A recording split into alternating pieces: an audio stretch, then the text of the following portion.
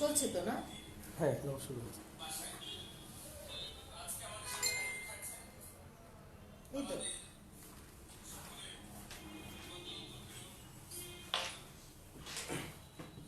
আচ্ছা আমি শুরু করতেছি।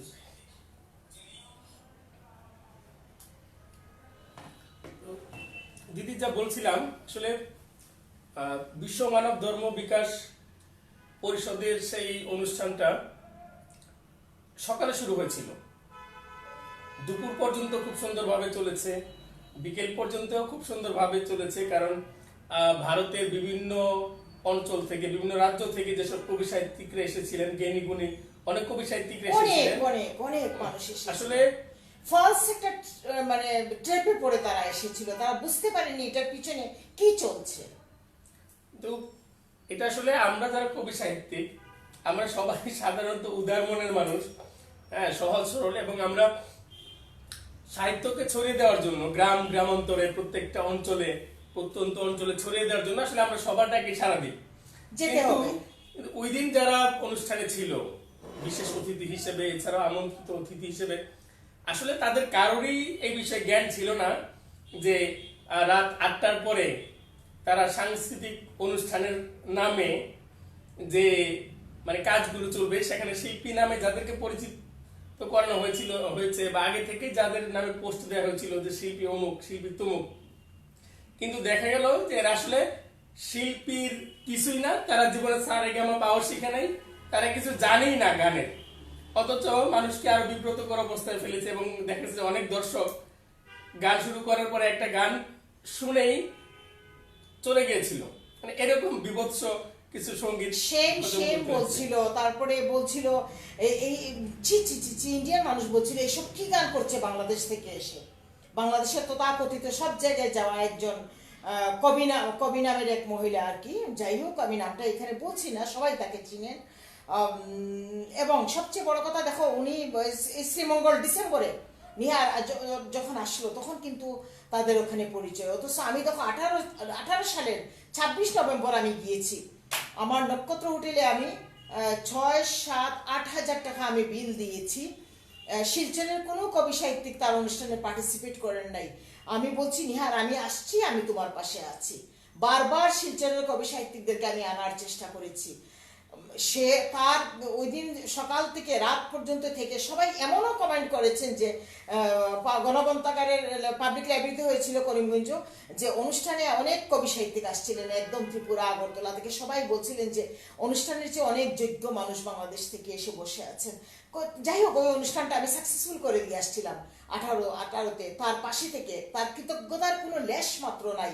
এবং এই জানুয়ারির 21 তারিখ যে অনুষ্ঠানটা করলো, তার আগে ডিসেম্বরের 28 তারিখ আমার বাসায় আসছে, আমার বাসায় আরেকটা মানুষকে নিয়ে আসছে চট্টগ্রামে। আমার হাজবেন্ড, আমি ঢাকা থেকে গিয়ে 5-6 এরকম মাছ, মাংস, ভাত, এগুলো বলা ঠিক না, আমার হাজবেন্ডে বাজার করে দিয়েছে। আমি গরম পানি, আমার ভিসা নষ্ট, গরম পানি করে এসে পার্বত্য কাব্যে গেছে রাঙামাটি।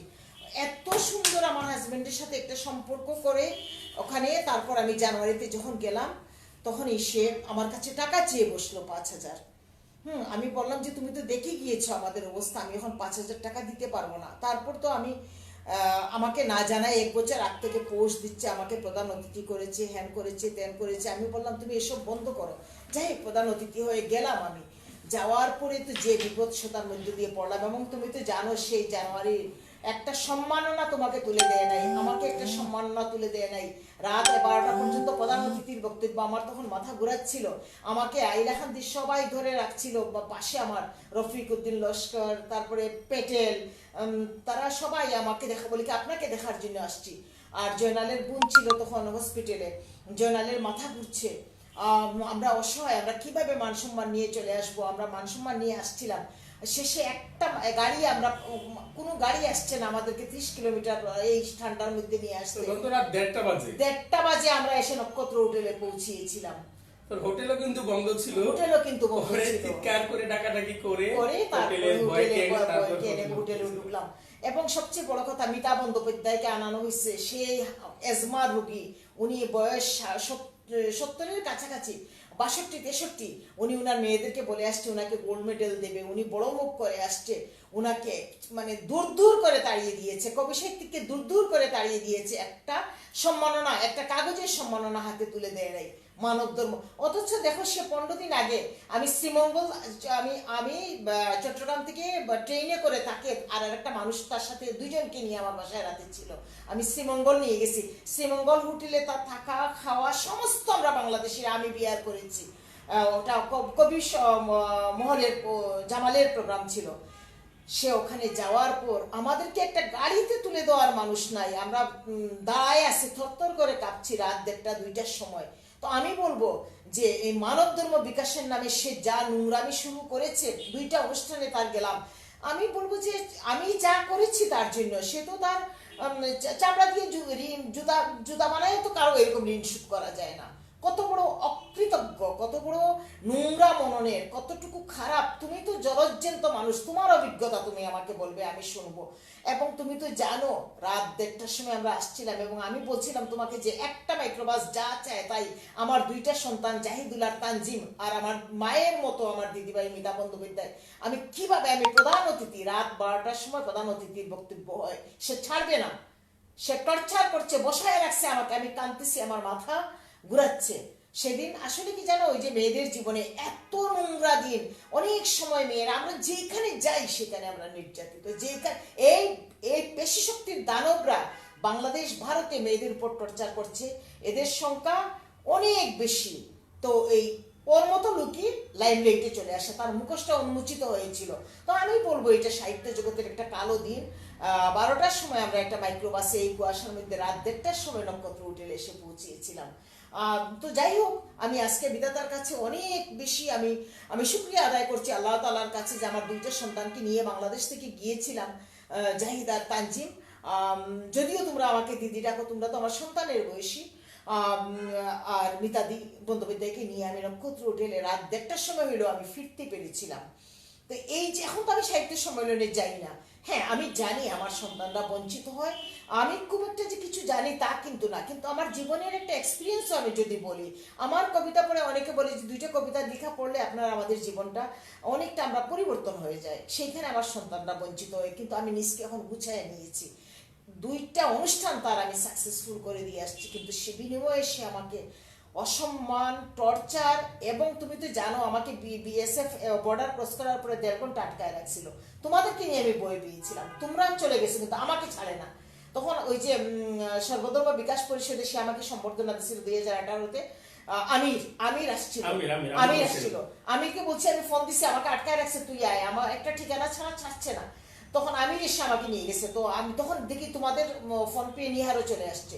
তখন আমি নিহারকে বলছিলাম, নিহার তোমার কালকে অনুষ্ঠান, তুমি আমিরকে একটু বলো তোমার অনুষ্ঠানে যেতে। তো বলছিল আমিরকে তুমি আসিও। আমির যাওয়ার পর কি করলো, সে তার সংগঠনের কয়েকটা ফোল্ডার সবাইকে দিল। এই দিল কেন, ওখানে তাদের মধ্যে মনোমালিন্য শুরু হইলো দুজনে। নিহারে সে কেন জানি না আমিরের নামই শুনতে পারে না। তো আমি বললাম যে তুমি, আমির আসছে অডিয়েন্স হিসেবে নিচে বসছিল, তুমি তাকে মঞ্চে তুললে কেন? আমি তো প্রধান অতিথির চেয়ারে বসে আছি, হঠাৎ করে দেখলাম অতর্কিতে আমাকে আক্রমণ। আমি সবাই অবাক হয়ে গেছে, বুঝতে পারলাম না যে কি একটা দানবে আমাকে লাঞ্ছিত করছে, দানব দস্যু, কি অপরাধ আমার। তো আমি কেন আমিরকে, আপনি বলছেন কেন আমিরকে এখানে আসতে, আপনার জন্য আমি আমিরকে নিমন্ত্রণ দিচ্ছি, আপনার জন্য আমাকে, তুমি তো দুপুরবেলা থেকে কিন্তু শুরু করছে, সে দুপুরবেলায় তো অতর্কিত আক্রমণ। তো মানুষ জানো আসলে আমি আগে এগুলা বিশ্বাস করতাম না। বলতো সবাই যে নদীর জলগুলা ভালো, জাতের মেয়ে কালো ভালো।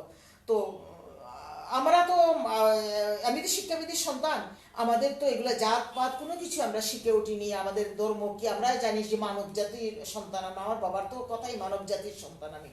এখন দেখছি না ওগুলোর দরকার আছে। আসলে কি জানো, রক্ত ব্লাড কিন্তু ওইভাবেই প্রভাবিত হয়। এখন আমি জীবনের শেষ পর্যায়ে এসে আমি বুঝতেছি আসলেই জাতের মেয়ে কালো ভালো, নদীর জলগুলাও ভালো।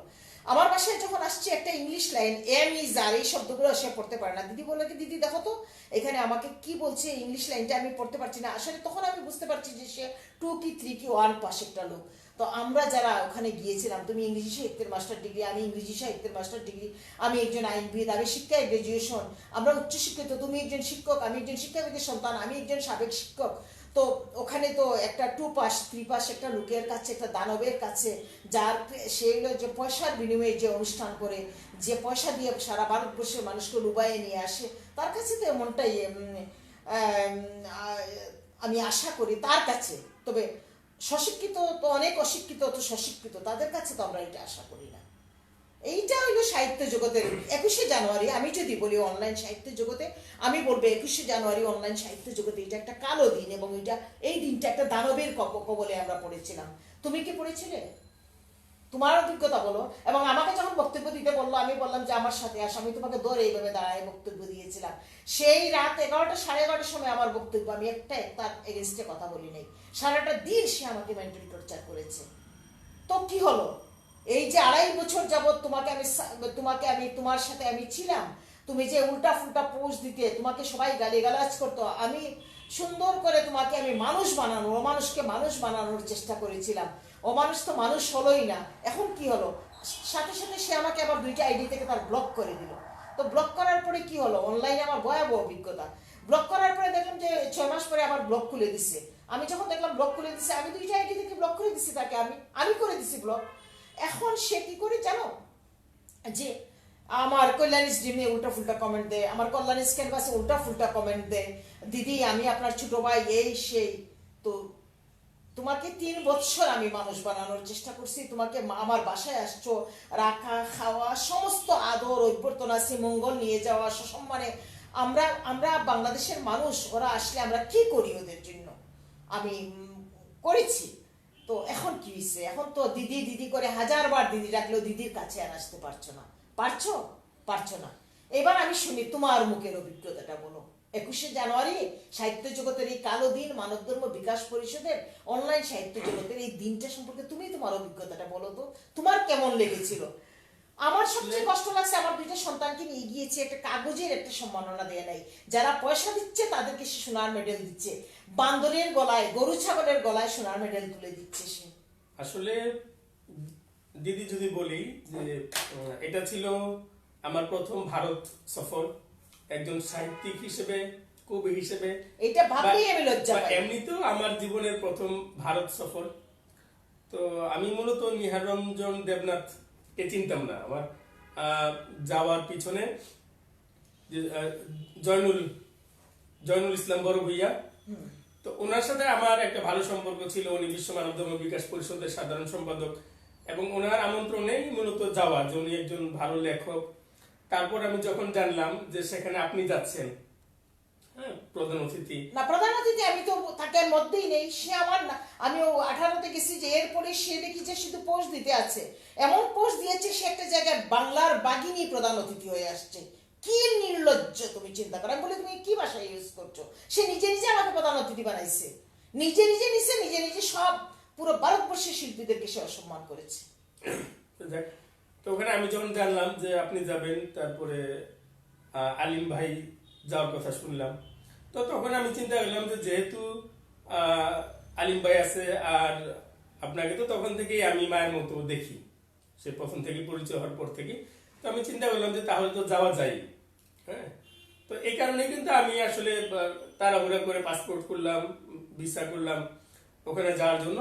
কিন্তু মানে যদিও আমার মনে হয়েছিল যে খুবই সুখকর একটা প্রোগ্রাম হবে, এবং ওখানে আমার প্রথম দিকে খুব ভালো লেগেছিল যে জ্ঞানী গুণী অনেক মানুষ ছিল, তাদের স্নেহ আমি পেয়েছি। এবং যখন আপনি কয়েকজন কবিকে হোটেল নক্ষত্রে যখন কয়েকজন সিনিয়র কবি, কতজন আসছে, হ্যাঁ, যখন সাক্ষাৎ করতে আসলে আপনি যখন পরিচয় করায় দিলেন যে প্রতিবাদী কবি জাহিদুল ইসলাম, এবং যখন তারা বললো যে হ্যাঁ ওকে তো আমরা চিনি আগে থেকে, কয়েকজন বললো দিদিরা যে ওকে তো আগে থেকে চিনি, ওর পোস্ট গুলো পড়ি, তখন খুব ভালো লাগলো যে না। কিন্তু একটু পরে, হ্যালো, হ্যাঁ বুঝতে, আমি ফোন করলাম, আমি একটা লাইভে আছি, একটু পরে আমি কল ব্যাক করছি। তো ওখানে যাওয়ার পরে বেলা 4টা-5টা পর্যন্ত মানে এটা সবকিছু ভালোই ছিল, সুন্দরভাবেই চলতেছিল। হ্যাঁ, এবং আমরা যে বক্তব্য দিলাম সবকিছুই খুব সুশৃঙ্খল ছিল। 4টা-5টা পর্যন্ত কিভাবে? তুমি 2টার সময় তো সে অতর্কিত আমাকে আক্রমণ করলো।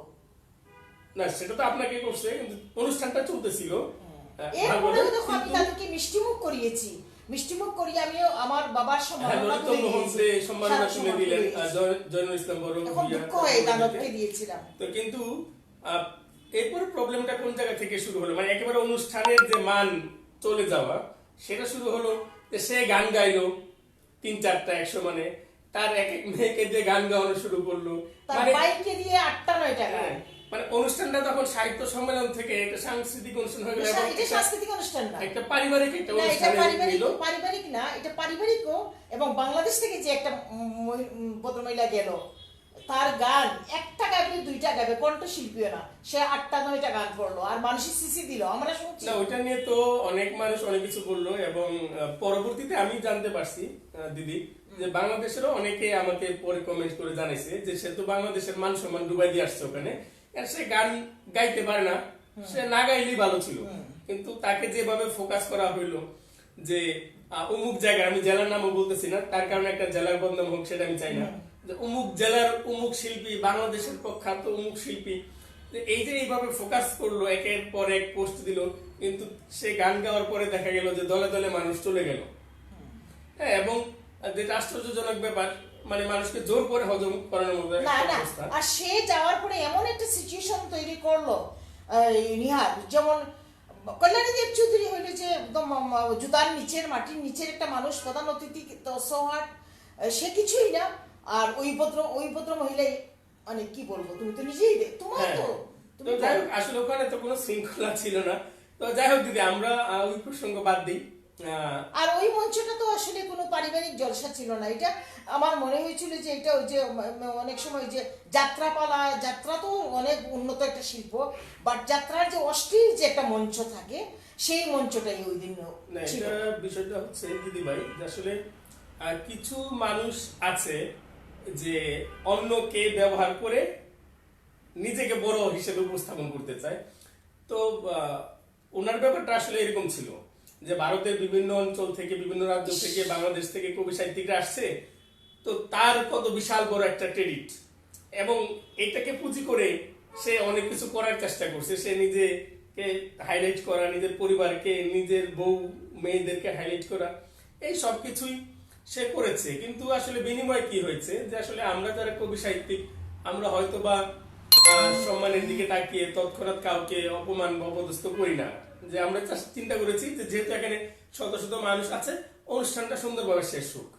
এই জন্য কিন্তু আপনিও ধৈর্য ধরে আপনি কয়েকবার চলে আসতে চাইছিলেন, মনে আছে কিনা, আমি আপনাকে বলছি যে দিদি অন্তত এই সাধারণ মানুষের দিকে তাকে আরো অনেক কবি সাহিত্যিকরা আসছে, আপনি প্রধান অতিথি, আপনি চলে গেলে। সাহিত্যিক এত সুন্দর সুন্দর লেখা লিখেছে, মঞ্চ আলো করে বসেছিল, মানে আমাকে যে কিভাবে নিয়ে কবিতা হয়েছে সেটার পরে। আমরা তো সকাল থেকে রাত, আমরা তো হোটেলে গিয়ে উঠেছি সম্পূর্ণ নিজের খরচ। আগের বার আমি 8-10 হাজার টাকা বিল দিয়েছি, যখন শিলচরের কবি সাহিত্যিকরা আসলেন 18 সালে, তখন তো সবাই আমার রুমটা ছিল একটা, এই যে কেরল থেকে আসছে সবাই এসছে, কলকাতা থেকে গেছে, সবাইকে সে আনায় ফেলে প্রতারণা করে। তো যাই হোক, এত সুন্দর কবিতা আমাকে নিয়ে, এবং আমরা সকাল থেকে রাত পর্যন্ত এত বড় একটা সম্মেলন, ভারতবর্ষের সব কবি সাহিত্যিক, আমি ছিলাম চিফ গেস্ট। আমি এই যে আমাকে এত নির্যাতন করেছে, এত টর্চার করেছে, কিন্তু আমি আগায় গোড়ায় বাংলাদেশের মান সম্মান আমরা অক্ষত রেখে আজ পর্যন্ত মানুষ দৈন্য করতেছে। এবং পরের দিন আমি যখন শিলচর গেছি, শিলচর তো 3-4 দিন ব্যাপী অনুষ্ঠান, শিলচরে আমি গিয়েছি, ওখানে বলাবলি করছেন সবাই, আমি গেছি যে, আবার আমি শিলচরের সম্পর্কিত অতিথি, মানে আমি কল্যাণী দেব চৌধুরী ওই অনুষ্ঠানে গেলাম মানব ধর্ম বিকাশ পরিষদের, আবার আমি শিলচরে। তো আমি, ওনারা আমাকে কিছু বলছেন না, কিন্তু শোনায় বলছেন আমার পাশে, আমি গেছি কেন। তো মঞ্চে যখন আমার বক্তব্য দেওয়ার সময় আসলো, তখন আমি বললাম, কল্যাণী দেব চৌধুরীরা ঘরে বসে থাকলে বলে আপনি কোথাও যান না, আর গেলে বলে আপনি সব জায়গায় যান, আমি যাই আমার দায় থেকে, সমাজের দায় থেকে, আমি না গেলে তো আমার 300টা ছেলে মেয়ে বঞ্চিত হবে, সুতরাং আমাকে যেতে হবে। তো যাই হোক দিদি ভাই, এরপরে তো করোনা চলে আসলো। না, এই দিনটা নিয়ে যখন আমি ভাবি, আমার বেশি অসহায় লাগে, দুঃখ লাগে। আমার তো চামড়া গন্ডারের চামড়া হয়ে গেছে, আঘাত পাইতে পাইতে। এই সমস্ত কল্যাণী দেব চৌধুরীকে তার প্রয়োজনে সে ব্যবহার করে, তার প্রয়োজনে সে ছুড়ে মারে, তার ইচ্ছা মতো সে ব্যবহার করছে, আমি জানি না সে আমাকে ব্যবহার করছে, তার ইচ্ছা মতো সে ছুড়ে মারছে। তাকে ইনবক্সে মনোরঞ্জন করতে না পারলে আমার উপর সে গুসা, তাকে ইনবক্সে আমার মনোরঞ্জন করতে হবে, সে আমার বয়সে 10 বছরের ছোট হোক, সে আমার বয়সে 15 বছরের ছোট হোক। তা আমি তো সাধনার মার্গে হাঁটি, আমি তো এগুলো বুঝতে পারি। সাহিত্য জগৎটা অনলাইন এখন এমন হয়ে গিয়েছে। এই চট্টগ্রামের যে সাজিদ চৌধুরী, আজ পর্যন্ত, আজকে 5 বছর 4 বছর, আজ পর্যন্ত সে আমাকে যেইভাবে, তার সাথে প্রথম দিনের সম্পর্ক, এইভাবে সে আজ পর্যন্ত আমাকে সম্মানের জায়গায় রাখছে। কই, তার সাথে তো আমার কোনো সমস্যা হয় না। এই যে বাংলা কবিতাঙ্গনের জাহাঙ্গীর, কি সুন্দর সম্মানের জায়গায়। হ্যাঁ, কোনো সময় একটু ফাতরামি করে একটু একটা দুটা কথা বললে আমি আবার হাসি বা ইয়ে করি। এই তো আমরা ওই দিনও তো একটা লাইভে গিয়েছি। কিন্তু কিছু কিছু সংগঠন আছে দেখি যে আমাকে নিয়ে ব্যবহার করছে, আমাকে না জানাই উপদেশটা বানায় ফেলতেছে। আমি তার সংগঠনে 30টা পোস্ট দিয়েছি, 15টা পোস্ট দিয়েছি, আমাকে না জানায় ছবি চাপে উপদেশটা দিয়ে দিচ্ছে। কিন্তু এই ঢাকায় আমি আছি, ঢাকায় প্রথম সম্মেলন করছে, আমাকে একটা ইনভিটেশন একটু জানানোর প্রয়োজন মনে করে না। আবার ইনবক্সে দেখি যে অনেকের কাছ থেকে 5,000 আমার মানুষজনই বলে, দিদিভাই আপনি কালকে ওখানে যাবেন? আমরা তো যাবো, আমরা তো আপনার সাথে পরিচিত হতে চাই। আবার তারা বলে আমার কাছ থেকে 5,000 টাকা নিছে, আমার কাছ থেকে 3,000 টাকা নিছে। আমি বলি কি জানি, আমার কাছ থেকে তো টাকা চায় নাই, তবে আমি তো যে কোনো সংগঠনে গেলে আমি টাকার মানুষ না, 2,000, 2,500, 3,000 টাকা দিয়ে আসি। হ্যাঁ, এগুলো করতে পয়সা লাগে, এগুলো তো রাষ্ট্রীয় কোনো পৃষ্ঠপোষকতায় হয় না। কিন্তু তুমি আমাকে না জানায় আমার ছবি দিয়ে তুমি আমাকে উপদেশটা বানায় ফেলতেছো, পোস্ট দিয়ে দিচ্ছ। তোমার গ্রুপে আমি 15টা 20টা কবিতা পোস্ট দিয়েছি, কিন্তু তুমি অনুষ্ঠান করে ফেলতেছো। আমি ঢাকা শহরে আছি, আমার বাসা থেকে 15-20 মিনিট, আধা ঘন্টার দূরত্বে তুমি অনুষ্ঠান করছো, আমাকে জানানোরই প্রয়োজন মনে করো না। তো এই যে এক শ্রেণীর প্রতারক তৈরি হয়েছে সাহিত্য অঙ্গনে, এরা আসলে কিছু দিবে না সমাজে, কিছু দিবেও না, কিছু নিবেও না। কাউকে একটা লাইকও দিবে না, কমেন্টও দিবে না। তারা প্রয়োজনে তোমাকে ব্যবহার করবে, আর তারা ইচ্ছা মতো হিংসা করবে, ঈর্ষা করবে। এই জিনিসগুলো থেকে বের হয়ে আসা উচিত। সাহিত্যটা সাধনার জায়গা, কঠোর তপস্যার জায়গা।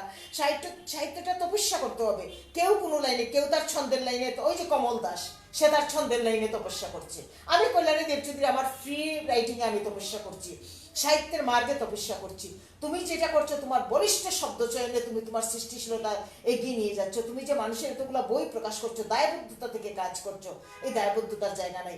আজকে জাহিদ তুমি বলো, তোমার সাথে পরিচয়ের পর থেকে আজ পর্যন্ত তোমার সাথে আমার কোনো রকম একটা মতানৈক্য হয়েছে? হয় নাই।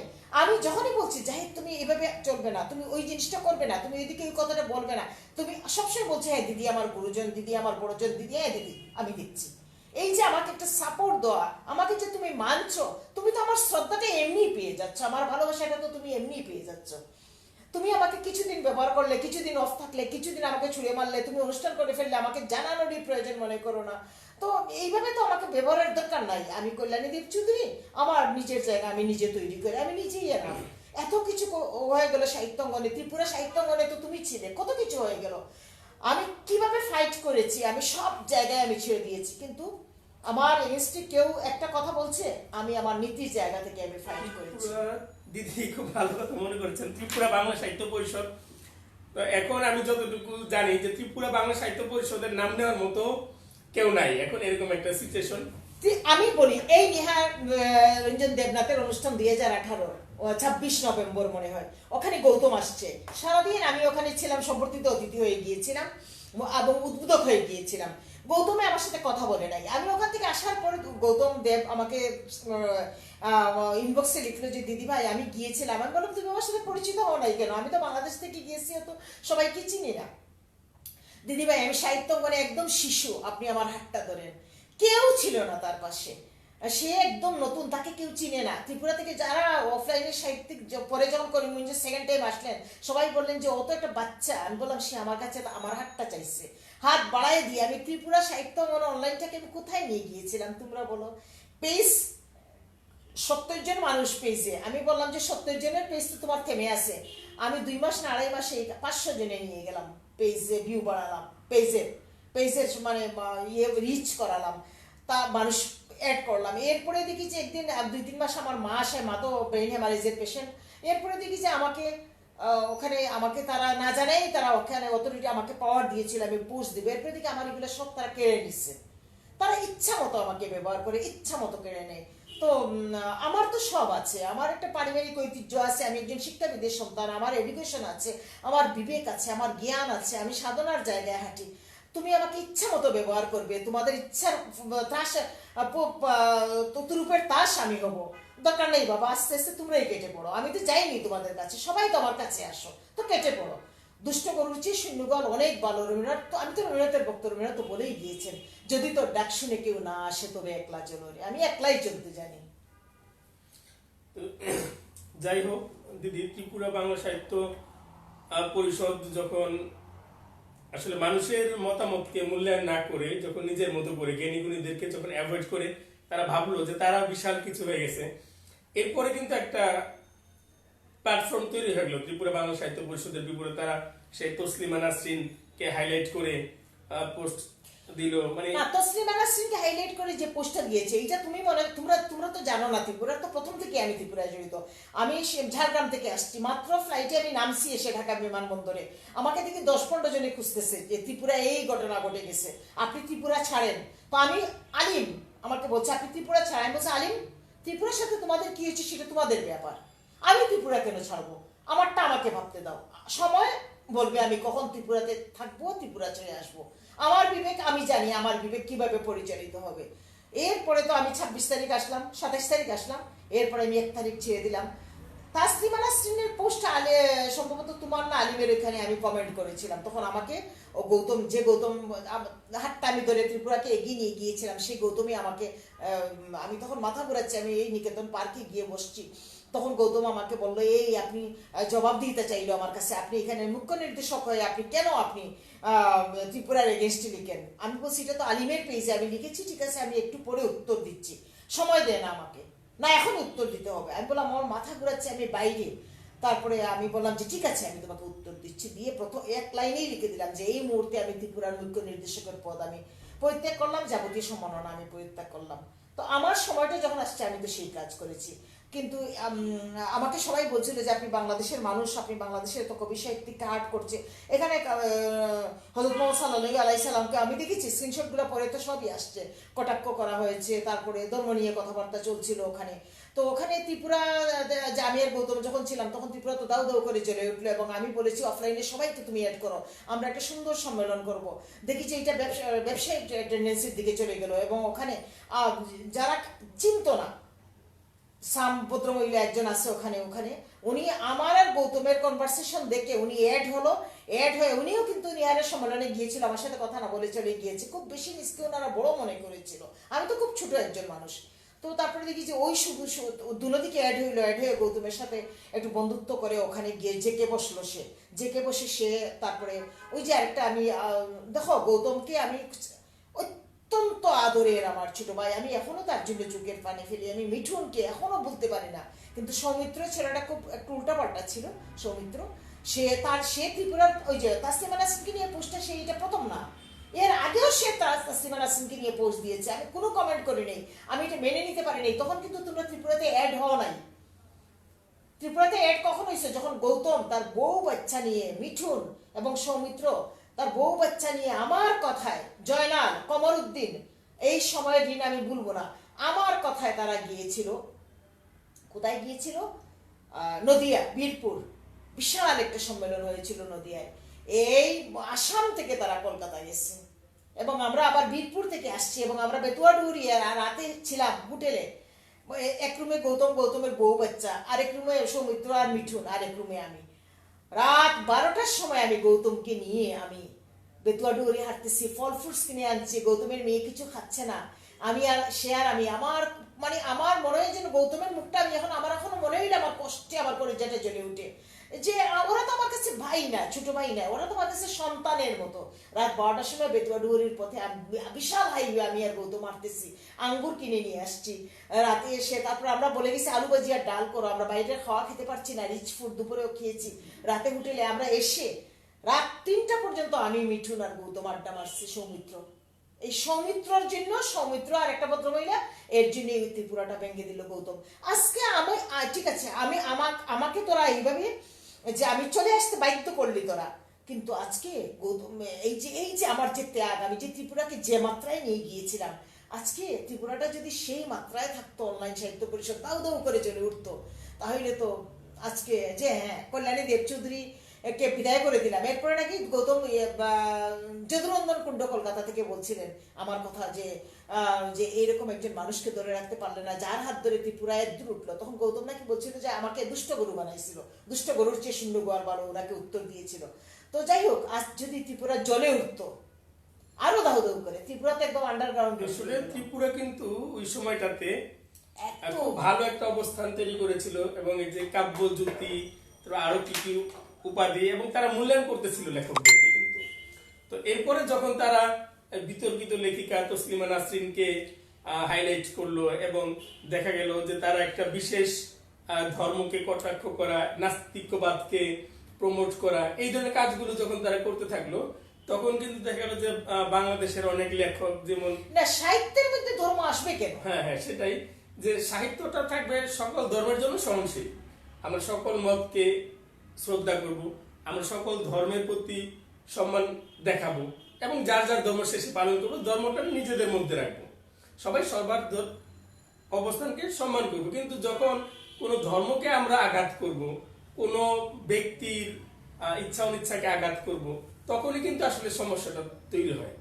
তো যাই হোক, সেই অবস্থান থেকে দেখা গেল যে বাংলাদেশের অনেক কবি সাহিত্যিক, লুৎফুর রহমান বিপ্লব ভাই, আব্দুল আলিম ভাই, ইয়াসিন আরাফাত, তারপরে ভারতের ইয়াসিন আরাফাত তো তার বইয়ের মুখবন্ধ আমি লিখে দিয়েছি, হ্যাঁ। অসাধারণ একটা ছেলে, মাই ডিয়ার একটা ছেলে। বিপ্লব আমার এলাকার, বিপ্লবের বাবা কিন্তু আমার বাবার ছাত্র, আমরা একই এলাকার। বিপ্লব জানতো না, ওরা জানতো না, ওরা মনে করতো যে আমি ভারতীয় কোনো মেয়ে। ইয়াসিন আরাফাত আমাকে বলছে, আমরা তো মনে করেছি দিদিভাই আপনি ইন্ডিয়ার মানুষ। আমি বলি না রে, আমরা একই এলাকার তো সবাই। তো বিপ্লব অসাধারণ একজন মানুষ। না, বিপ্লব ভাই তো অসাধারণ আর মানুষ। আলিমকে তো আমি খুব ভালোবাসি, আলিম তো আমার ছোট ভাই, আমি এখনো তাকে ভালোবাসি। আলিমকে আমি বলতে পারি না, গৌতমকে আমি বলতে পারি না, কিন্তু এই যে যখন তোমরা যে গুণবাবুর কবিতা নিয়ে কথাবার্তা বলছিলে, আমি কিন্তু সাপোর্ট করিনি। আমি কিন্তু এই ভাষাগুলোকে, এই শব্দকে আমি একজন সাহিত্যিক হিসেবে সাপোর্ট করিনি। কিন্তু যখন দেখছিলাম বারবার যে এইগুলা কেন, মালাউন, বিধর্মী, হিন্দু সম্প্রদায়, যখন এগুলো আসছিল, এবং আমি বলছিলাম তোমরা এটা বন্ধ করো, তোমরা আমার সাথে এড আসো, এরকম করে বলবা না, কিন্তু সে বারবারই ওই জায়গাটা দিয়ে আমাকে হার্ট করছিল। আমি যখন বলছি তোমরা বন্ধ করো, সে বারবারই ওই জায়গাতে হার্ট করছিল। এরপরে দেখলাম যে, এরপরে আমি বললাম যে ঠিক আছে, তোমার সাথে আমি আর থাকতে পারছি না। আলিমকে বললাম তোমার সাথে আমি আর থাকতে পারছি না ভাই। তারপরে দেখি যে বিভিন্ন জায়গায় কমেন্টও সে, এগুলো আমি যাতে আমার নজরে আসে, তখন আমার খুব কষ্ট হয়েছে। কারণ আলিমের জায়গা তো আমার কাছে অন্যরকম। আমি তো আলিমকে বীরপুর দেখার পরে, বীরপুর সে গেছিল বিশেষত, যে আমি বীরপুর গিয়েছিলাম প্রধান অতিথি হয়ে। বীরপুর আমার একটা বিশাল একটা অর্জন। এত বড় স্কুলের মাঠে এতগুলা মানুষ, এত ভদ্র মানুষ, এত মুসল্লি, এত বয়স্ক মুসল্লি, ওখানে আমি প্রধান অতিথি হয়ে গিয়েছি, এবং এত স্টুডেন্ট, এবং তারা যে অভিজ্ঞতা, ওখানে আলিমও ছিল, এবং এত সুন্দর আমি বক্তব্য দিয়েছিলাম, যদুনন্দন কুণ্ড ছিলেন। মানে কি বলবো, একটা অসাধারণ একটা, এবং মানুষ যে এত বুদ্ধা সাহিত্য জগতের, ঠিক সেরকম একটা সম্মেলন আমি ত্রিপুরায় চেয়েছিলাম। হ্যাঁ, যে সম্মেলনটা আমি ঝাড়গ্রাম করে আসছি, যে সম্মেলনটা আমি নদিয়ায় করে আসছি, কিন্তু ত্রিপুরায় গৌতম পরবর্তীতে দেখলাম যে সেটা ব্যবসার দিকে নিয়ে নিয়ে চলে যাচ্ছে। আমি বলছিলাম যে আমি তো নাও থাকতে পারি বাংলাদেশে, আমি একটু মাকে দেখতে যাওয়ার কথা ছিল ইউএসএ তে, করোনার জন্য সব বানচাল হয়ে গেল আমার, কিন্তু গত মার্চ এপ্রিলে ইউএসএ তে মাকে দেখতে যাওয়ার কথা ছিল। তুমি সম্মেলনটা করে ফেলো, তখনও দেখি সে আমাকে এত পাত্তা দিচ্ছে না। কিন্তু গৌতম, আলিম, এরা যে আমার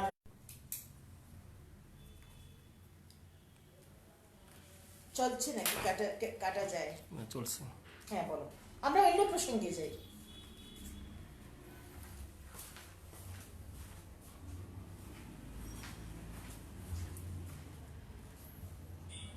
না রে, চলছে না। চলতেছে।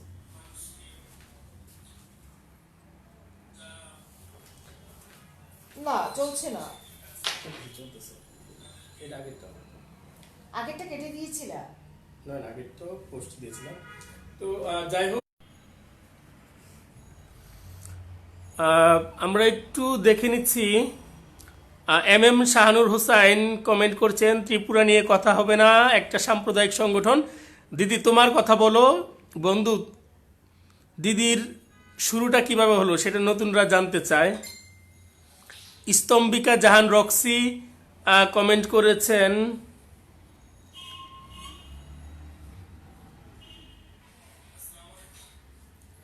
হাইফেন ব্যবহার হয় শব্দের মাঝে সংযোগ স্থাপনে, কোনটি সঠিক বানানো হবে। আসলে এই বিষয়ে আজকে লাইভ হচ্ছে না। রচনা লিজা, শুভকামনা কল্যাণী মা।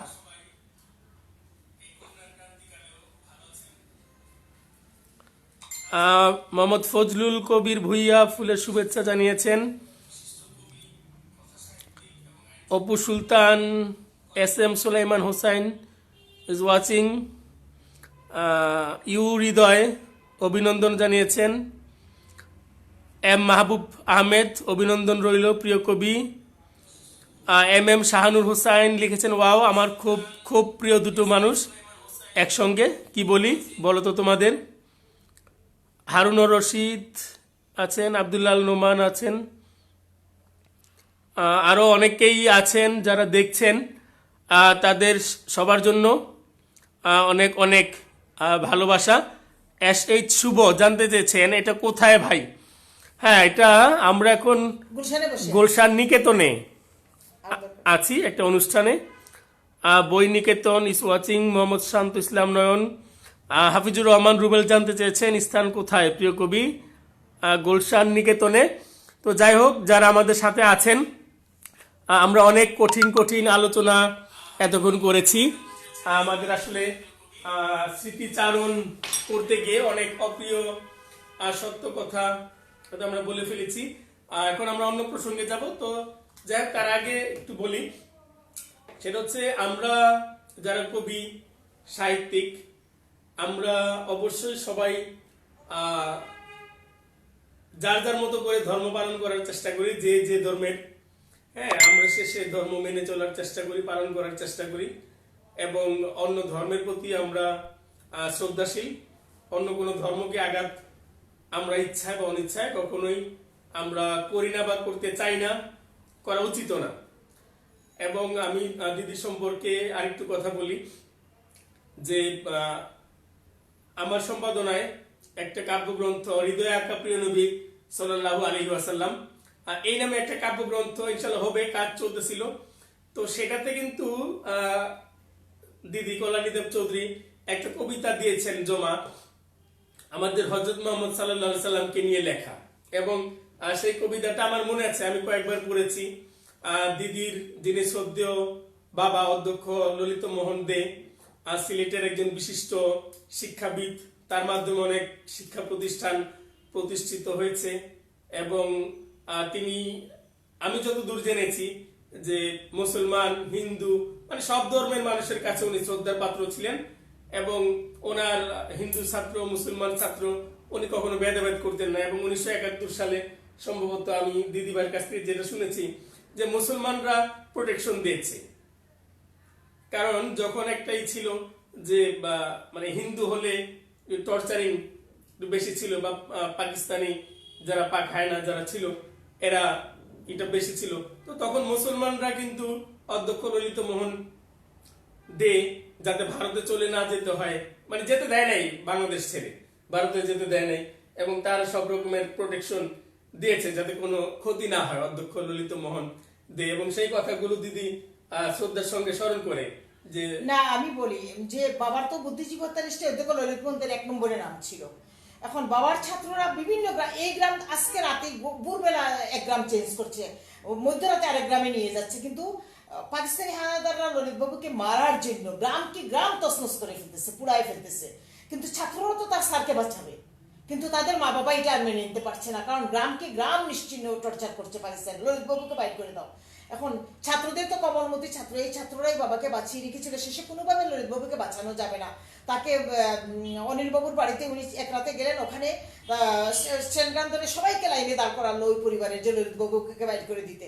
এবং তার ওই দিন বিকালে, আমরা তো দুধের বাচ্চা, আমাদেরকে দেখার জন্য বাবা বের হয়ে গেছেন, বৃষ্টি ঝড় 3-4 মাইল, একদম ঝড় তুফান, মাঠ, ধানের মাঠ, বিজলি বাতি, এগুলো সমস্ত বর্ণনা আছে দুঃখ যাদের, আমাদেরকে দেখতে আসছেন। ওই দিন অনিল বাবুর বাসায় ঢুকে সবাইকে লাইনে দাঁড় করাইছে ললিত বাবুকে বাইর করে দেয়। তো এগুলো সব বইয়ে লেখা আছে। তো এরপরে যেটা কোনোভাবেই ললিত বাবুকে আর বাঁচানো যাচ্ছে না, রাখা যাবে না, মেরে ফেলবে তারা।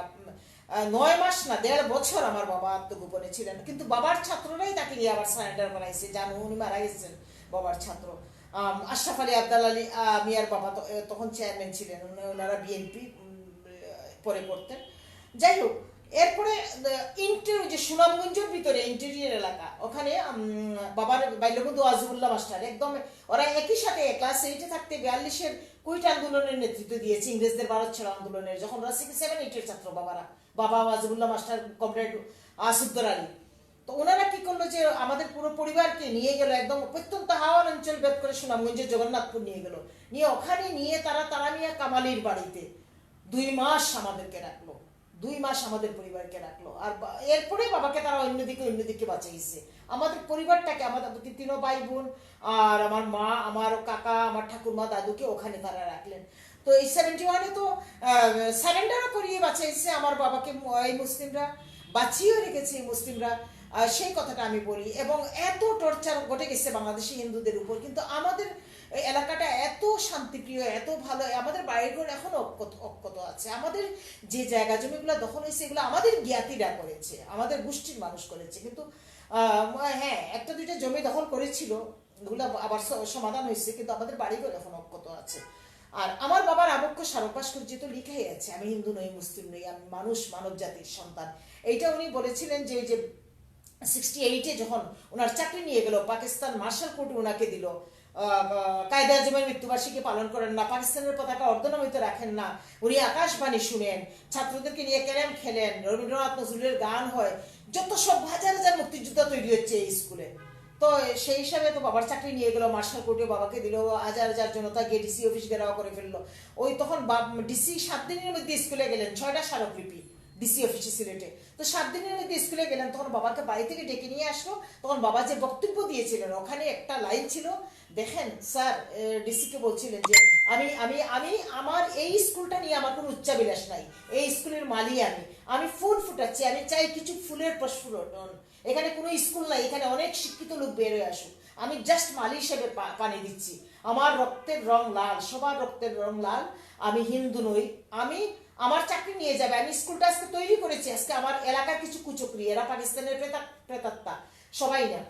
তো আমি যে স্কুলটা করেছি, এই স্কুলটা, এই বিল্ডিংটা, এত বড় বিল্ডিং, আমি চাল ডাল সুপারি মানুষের সাহায্য নিয়ে আমি স্কুলটা করেছি, খেলার মাঠ করেছি, মানুষকে চিঠি দিয়ে ইন্ডিয়াতে চলে গেছেন তাদেরকে বলে, কটুমিয়া থেকে জায়গা নিয়েছি, আমি এখানে প্রচুর ফুলের প্রস্ফুটন ঘটাবো। আর আমি হিন্দু নই, মুসলমান নই, আমি মানুষ, আমি মানব জাতির সন্তান, আমি মানবতার কাজ করতে চাই। তো MS আমার তখন বাবাকে একটা ডিকশনারি দিয়েছিলেন আর বলেছিলেন যে আপনার নামের পিছনে আমি চৌধুরী টাইটেল দিতে চাই। তখন ললিতবাবু চৌধুরী টাইটেলটা বিনয়ের সাথে বর্জন করেছিলেন আর ডিকশনারিটা গ্রহণ করেছিলেন। তো ওই যে তার বক্তব্য, এগুলা কিন্তু আমি সব কালেকশন করেছি গিয়ে, বাবার ছাত্ররা এখনো জীবিত, আমি হিন্দু নই, মুসলমান নই, আমি মানুষ, মানব জাতির সন্তান, এটা তার আবক্ষ স্মারক ভাস্কর্য লেখা আছে, আমি করেছি ভাস্কর্যটা।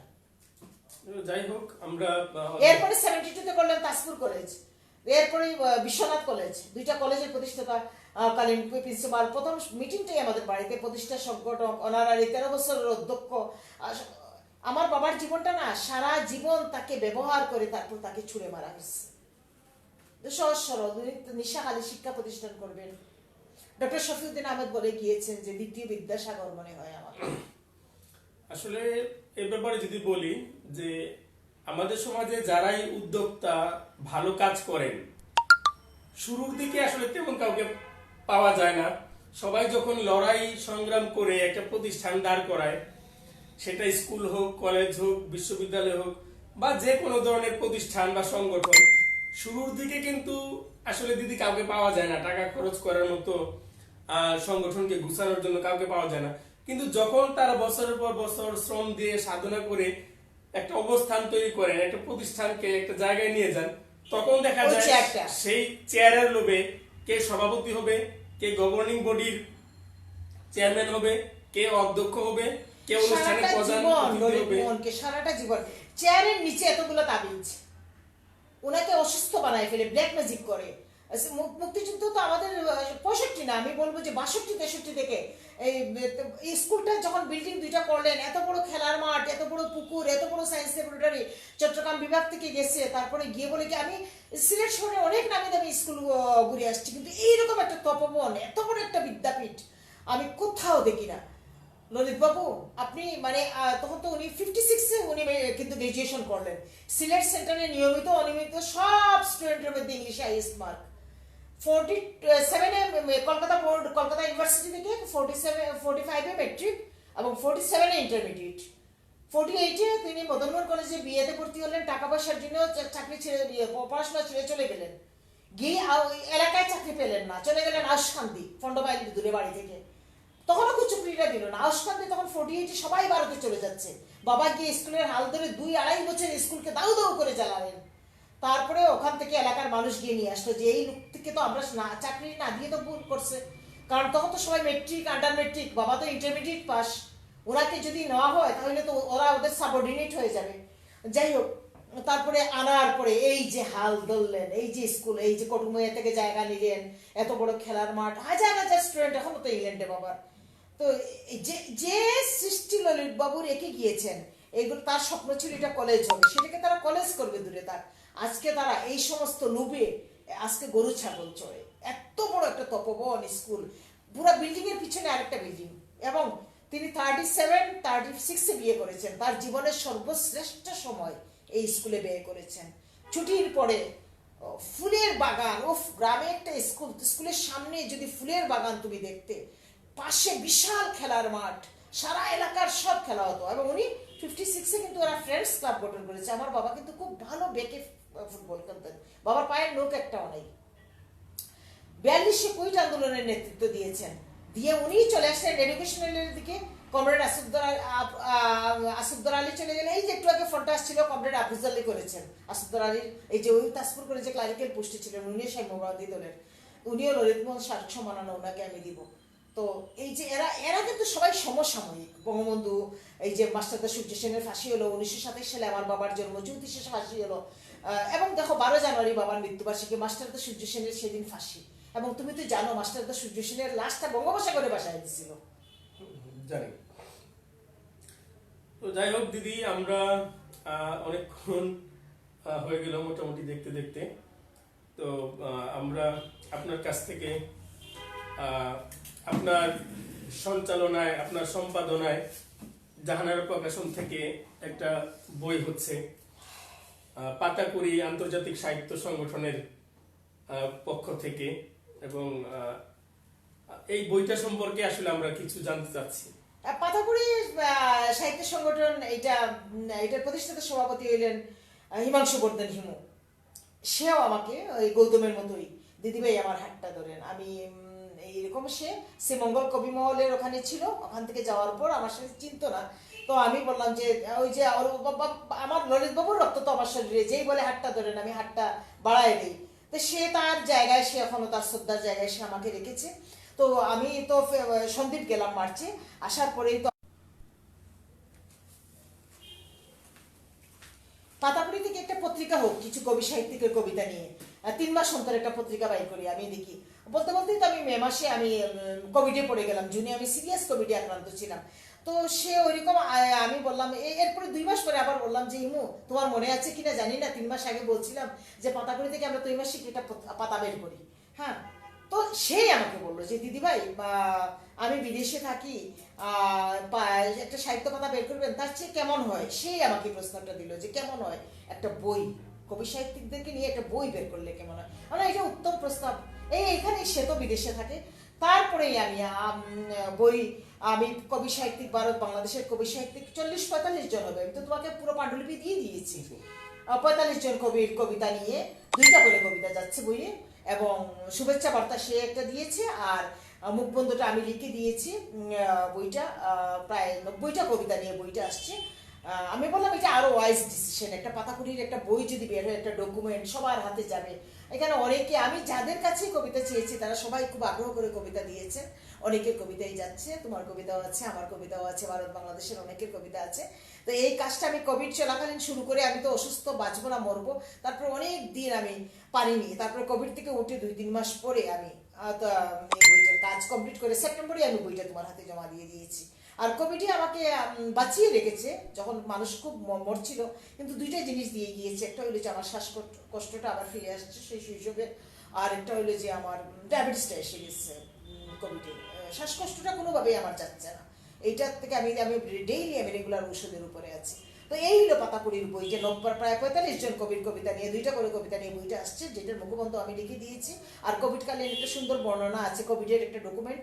আর যারা বাদ পড়েছেন বা অনেকে বাদ পড়েছেন না, আমি যাদের কবিতায় পেয়েছি সবগুলো অ্যাড করেছি।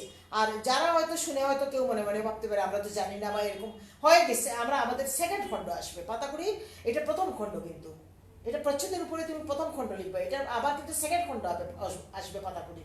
এই বইটা আমাকে কষ্ট করে হইলে আমাকে ওইটা ইয়ে করে দিতে হবে।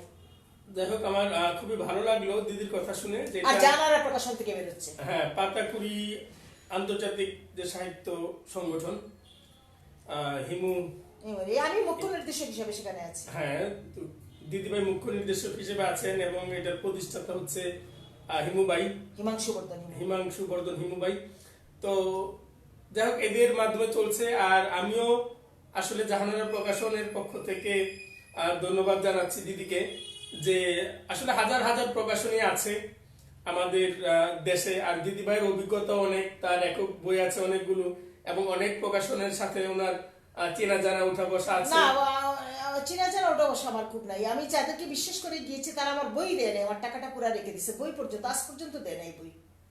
আমি যদি বলি এগুলো যদি মুখ খুলি, মানে তুমি কি করবা? আমি যে এই পর্যায়ে আসছি, 3 বাচ্চার মা, আমার বয়স হয়েছে, আমার একটা এডুকেশন আছে, আমি এখন পর্যন্ত এই সমাজে সেফ না। যেখানে যাচ্ছি সেখানে প্রতারণার শিকার। আমাদের দেশে 15 বছরের, 20 বছরের, 22 বছরের এই মেয়েগুলা কি করবে? এই আমাদের দেশটাতে এতটাই দুর্নীতি এবং করাপশন, প্রতিটা মেয়ে মার খাচ্ছে, প্রতিটা মেয়ে নির্যাতিত হচ্ছে, প্রতিটা মেয়ে প্রতারণার শিকার হচ্ছে। তুমি জানো আমার দহরকালের সমাজ বইয়ের পুরো টাকাটা রেখে দিচ্ছে, আমার বই দেয় নেই। আর আমি একদিন গেলাম বই আনতে, বলা ভালো না, যে বই আনতে গেলাম বা বললাম যে আমার এই অবস্থা, ওমা আমি দেখি যে উনি একা ওনার রুমে বসা ছিল, আমি এখানে বসছি, উনি দেখি যেভাবে চেয়ারে হেলান দিয়ে শার্টের বোতাম খুলছে, এই একটুকু বুক দেখা যাচ্ছে। আর আমি যাই নেই, আমার টাকার দরকার নাই। একটা ভদ্র মহিলা বসে আছে, আপনি কিভাবে শার্টের বোতাম খুলেন? বুক একটুকু পর্যন্ত দেখা যাচ্ছে।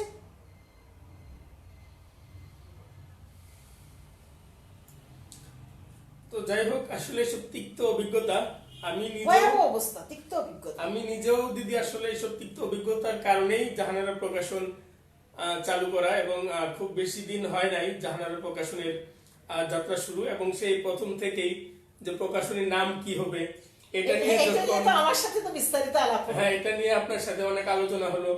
তারপরে আইনগত দিকগুলো, যে জাহানারা প্রকাশন নামে বা যদি এই নামে আরো প্রকাশনী থাকে সেই ক্ষেত্রে কি হবে, আপনি পরামর্শ দিয়েছিলেন। হ্যাঁ, যেহেতু তোমার মায়ের নাম জাহানারা, তো সেই ক্ষেত্রে এই নামে অন্য কোনো প্রতিষ্ঠান থাকলেও কোনো সমস্যা হবে না, তুমি জাহানারা প্রকাশন। না, তুমি আমাকে বলছিলে যে দিদিভাই যে প্রকাশনের নামই চুজ করে এটার নামে একটা প্রকাশন আছে, তাই বললাম যে তুমি এই সমস্ত যাও না, জাহানারা প্রকাশন যদি 10টাও থাকে, 15টাও থাকে, সেখানে তুমি আইনগতভাবে তোমাকে কেউ কিছু করতে পারবে না, কারণ তোমার মার নাম জাহানারা, ওনার আইডি কার্ড আছে, এনআইডি আছে, সবই তো আছে। তুমি জাহানারা প্রকাশনী থেকে যাও, এখন এই অল্প সময়ে আর দরকার নেই, এই জায়গাটা আমি বলছিলাম তোমাকে, তুমি জাহানারা প্রকাশনী থেকে যাও। কারণ এখন আমি দেখেছি তো একটা নাম মিষ্টিমুখ, মিষ্টির দোকান চট্টগ্রামে আছে, সিলেটে আছে, সিলেটে মিষ্টিমুখের কাকা আমার কাকা ছিলেন, তো ওরা এখন ভারতে চলে গেছেন, তো ওদের এই সমস্যাগুলো হয়েছিল। তো দরকার কি? তার চেয়ে আমার মায়ের নাম আমি যদি একটু লক্ষ্মী প্রকাশন দিই, লক্ষ্মী যদি প্রকাশন 10টা থাকলে এটা আমাকে পাবে না, কারণ আমার মায়ের নাম আমি ইউজ করার সম্পূর্ণ অধিকার আমার আছে। তো যাই হোক, আসলে দিদিভাই, তারপরে আরো কয়েকজন আমার খুব কাছের বড় ভাই আছে কবি সাহিত্যিক, তারা আমাকে উৎসাহ দিলেন। তারপর ডিজিটাল সাহিত্য আড্ডার আহমদ কবির হিমেল ভাই, উনিও উৎসাহ দিলেন যে জাদুর ভাই আপনি করেন, এটা আমাদের সংগঠনের একটা অঙ্গ সংগঠন হিসেবেই আমরা থাকবে এবং আমাদের নিজেদের সংগঠন মনে করি আমরা। তো তারপরে অশোক বিশ্বাস দাদা, তারপরে লুৎফুর রহমান বিপ্লব ভাই, বিপ্লব ভাই সাহিত্য চর্চা কম করছে না, আসলে বিপ্লব ভাই সাহিত্য চর্চা কম করছে না, বিষয়টা একটু অন্যরকম। যে বিপ্লব ভাই আসলে নতুন কিছু সৃষ্টির জন্য আপাতত ফেসবুক থেকে একটু দূরে আছেন, এবং আমি যতদূর জানি আমার সাথে বিপ্লব ভাইয়ের প্রায় কথা হয়। কি সুন্দর লিখে, কেমনে লিখে। এবং বিপ্লব ভাই মহাকাব্য লিখতেছে, হ্যাঁ, এটা আসলে উনি বলেন কি আমি ওর লেখাগুলো পড়লে না অবাক হয়েছে, কেমনে এত সুন্দর সুন্দর কোত্থেকে শব্দ চয়ন, কি আনকমন শব্দ নিয়ে আসে। আমার আমার আমার না যত অনেকে বলে না এখানে একটা কথা বলি, এই জিনিসটা ক্লিয়ার হওয়া দরকার। অনেকে বলে মেদবহুল শব্দ, ও শব্দের আতিশয্য, কবিতা লিখবো সিম্পল, এখানে এত শব্দ কেন? আরে ভাই, শব্দ প্রয়োগেও তো জ্ঞানের দরকার, জানতে হয় তো, যে জানে সেই তো প্রয়োগ করে। এটাকে আপনি হালকা করে দেখার কোনো অবকাশ নাই।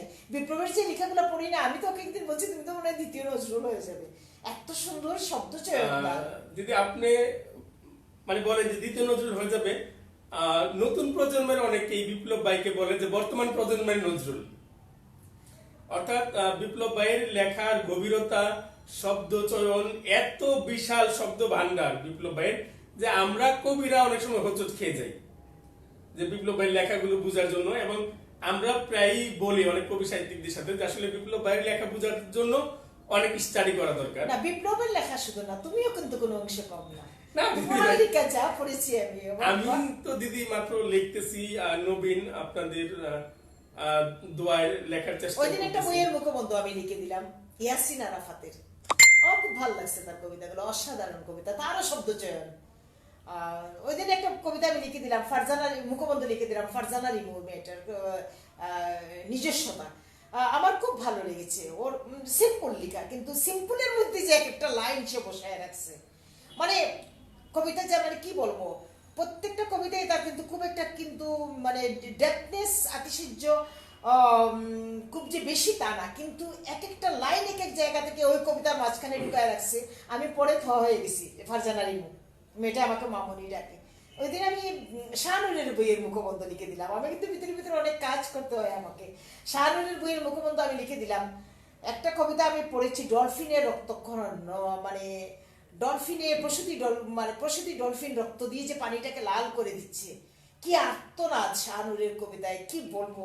শাহনুরের কয়েকটা কবিতা, আমি ধর্মতত্ত্ব একটা কবিতা আমি পড়েছি, কবিতাগুলো পড়ে তো মুখবন্ধ আমার লিখতে হয়, পড়েছি, যে আমার অসাধারণ লেগেছে। আসলে আমরা না ব্যক্তিগতভাবে আমরা কাউকে মূল্যায়ন করি না, যখন তার কবিতা পড়ি তখন জানি যে তার কবিতার প্রতি গভীরতা কতটুকু। তবে দিদিভাই যেটা বলতেছিলাম যে বিপ্লব ভাই, এই তো গতকালকে বিপ্লব ভাইয়ের সাথে আমার যোগাযোগ হয়েছে, পরশুদিনও কথা হয়েছে, এবং বিপ্লব ভাই আমাকে বলেছে যে জাতিল ভাই আমি কিছু লেখালেখির কারণে আসলে অনেক গবেষণা করতে, এবং বিপ্লব ভাই একটা উপন্যাস লিখতেছে। তো বিপ্লব ভাই আমাকে বলল যে কয়েকটা জায়গার নাম আমাকে বলেছে যে আসলে এইগুলো, তারপরে ওনার উপন্যাসের সম্ভবত বাংলাদেশের যে পুরো ইতিহাস, পাকিস্তানের সময়ের ইতিহাস, ৭১-এর ইতিহাস, এগুলো সম্ভবত উঠে আসবে বিপ্লব ভাইয়ের সাথে। অল্প কথা আমি যা বুঝলাম, এবং বর্তমানে উনি ফেসবুক থেকে একটু দূরে থেকে আসলে গবেষণা করতেছে, বিভিন্ন তথ্য সংগ্রহ করতেছে, কারণ একজন সত্যিকারের লেখক, ওনার যে কোনো লেখার পিছনে তথ্য থাকে, তথ্য আছে, এবং ঐতিহাসিক সত্যতা থাকতে হবে, তা না হলে কিন্তু লেখার মান ভালো হবে না, পাঠক সেটা পড়ে মজা পাবে না। এবং একজন লেখকের যে জ্ঞানের পরিধি, এটা বোঝা যায় কিন্তু সে কত তথ্য সেখানে যুক্ত করতে পারতেছে, মানুষের মনের ভাবটাকে ফুটে তুলতে পারতেছে কিনা তার লেখনের মধ্য দিয়ে, সে জনসাধারণের কথা বলতে পারতেছে কিনা, সাধারণ মানুষের কথা বলতে পারতেছে। বিপ্লবের এই বইটা ছাড়াও বিপ্লবের যতগুলো লেখা আমি পড়েছি, প্রত্যেকটা লেখাই তার এক্সপেরিমেন্টাল, গবেষণামূলক, তার লেখা তথ্য নির্ভর লেখা তার। তো যাই হোক, আরেকটা কথা দিদি ভাই, যে একটু আগে আপনি বললেন যে শাহানুর খুব ভালো লেখে, আপনি শুনলে খুশি হবেন। ওর বইটাও মনে হয় যে শাহানুরের আমার খুবই ক্লোজ বন্ধু, ঠিক আছে, এবং শাহানুর অলরেডি 3টা বই দিয়েছে জাহানারা প্রকাশনী করার জন্য, এবং শাহানুরের নিজের বই, এছাড়া তার যে একটা সাহিত্য সংগঠন আছে, হ্যাঁ, বই দিয়েছে। শাহরুখকে আমি কতবার বলেছি যে তুমি বই দিলে জাহানারা প্রকাশনকে দাও, আমি কতবার বলেছি তাকে জিজ্ঞেস করো, আর তুমি সেটা জানো। আর পাঠকের উদ্দেশ্যে আরেকটা কথা বলে রাখি যে পাতাগরি সাহিত্য সংগঠনের বই তো আসতেছে জাহানারা প্রকাশন থেকে, খুব শীঘ্রই প্রকাশ হবে। এছাড়া দিদি ভাইয়ের একটা বইও কিন্তু কাজ চলতেছে কোভিড-19 নিয়ে। কোভিড-19 এর যে আমার 10টা প্রার্থনা, এটা তো তোমাকে আমি দিয়ে দিয়েছি। হ্যাঁ, অনেক তবে আগে আমি বলি তোমাকে, তুমি এটা মার্চে পারলে আনো, না হয় এপ্রিল মের দিকে আনো, সমস্যা নাই। আমার যে মার্চে বই মেলায় আনতে হবে তা কোনো কথা না। আমি তো এটা পাণ্ডুলিপি পুরোটাই তোমাকে আমি দিয়ে দিচ্ছি, শুধু মুখবন্ধটা একটু ঠিক করে দেবো। আর পাতাকুড়ির বইটা তো এভরিথিং কমপ্লিট করে দিয়ে দিয়েছি। আর আরেকটা কথা, পাতাকুড়ির বইটা কিন্তু সম্পূর্ণ প্যাট্রোনাইজ করছে সভাপতি হিমাংশু বর্ধন হিমু, সেই খরচটা কিন্তু সে একাই দিচ্ছে। দেখ, এটা আসলে বিশাল বড় একটা পৃষ্ঠপোষকতা। আমরা যদি বলি যে সাহিত্যের ক্ষেত্রে যে একটা সংগঠনের প্রতিষ্ঠাতা এবং তিনি নিজে অর্থনৈতিকভাবে পৃষ্ঠপোষকতা করছেন এবং তরুণ নবীন কবিদেরকে সুযোগ করে দেওয়া, যে প্রিন্ট আকারে বই প্রকাশ করার যে সুযোগ করে দেওয়া, এটা আসলে সবাই করতে পারে না। অনেকেই দেখা যায় যে সাহিত্য নিয়ে ব্যবসা আর করতেছে। সবচেয়ে বড় কথা এর জানো, মধ্যে এমনই তো হওয়া উচিত। এই যে সে প্যাট্রোনাইজ করছে, সে আমার অ্যাকাউন্টে এক দাগে 10,000 টাকা পাঠিয়ে দিচ্ছে। হিমু, কোনো অহংকার নাই, কোনো উচ্চবাচ্য নাই, কোনো কথা নাই। দিদিভাই, আমি আপনাকে পাঠিয়ে দিলাম, আপনি যেভাবে পারেন সেভাবে করেন। আমি বলছি জাহিদকে আমি টাকা দিয়ে দিয়েছি, আপনার যেটা ইচ্ছা সেটা করেন।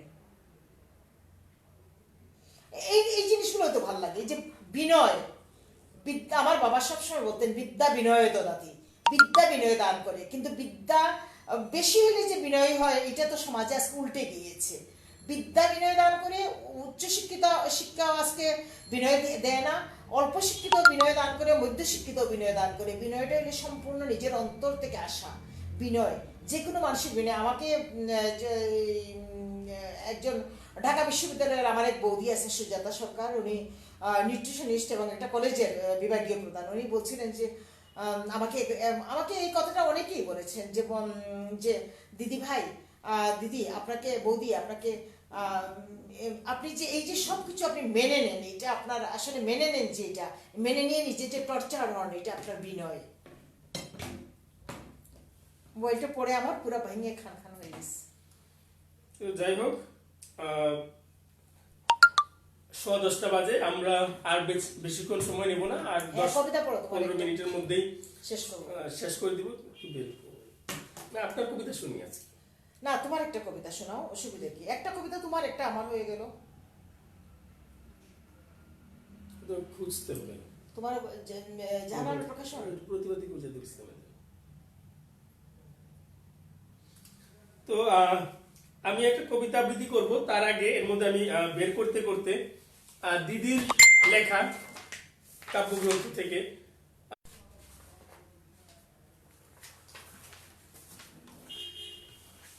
আজ কোনো প্রস্তুতি নেই, তারপরে একটা কবিতা লিখছি। আমার লেখাগুলো তো আমার ফ্রি রাইটিং লেখা, আমার মনের কথা আমি বলি। চুম্বনের আর্দ্রতা ওয়াটার কালার থেকে আমার প্রথম কাব্যগ্রন্থ চুম্বনের আর্দ্রতা ওয়াটার কালার থেকে একটা কবিতা লেখা পড়ছি। এভারেস্টে যেতে চাই শিরোনামে।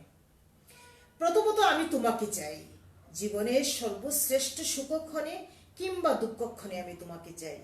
তোমার হাত ধরে বাঁচতে চাই, হাঁটতে চাই, বান্দরবনে যেতে চাই, স্কাই ট্রেন চড়তে চাই, এভারেস্টে যেতে চাই, কেউ কারাডাঙের বুকে ঘর বাঁধতে চাই।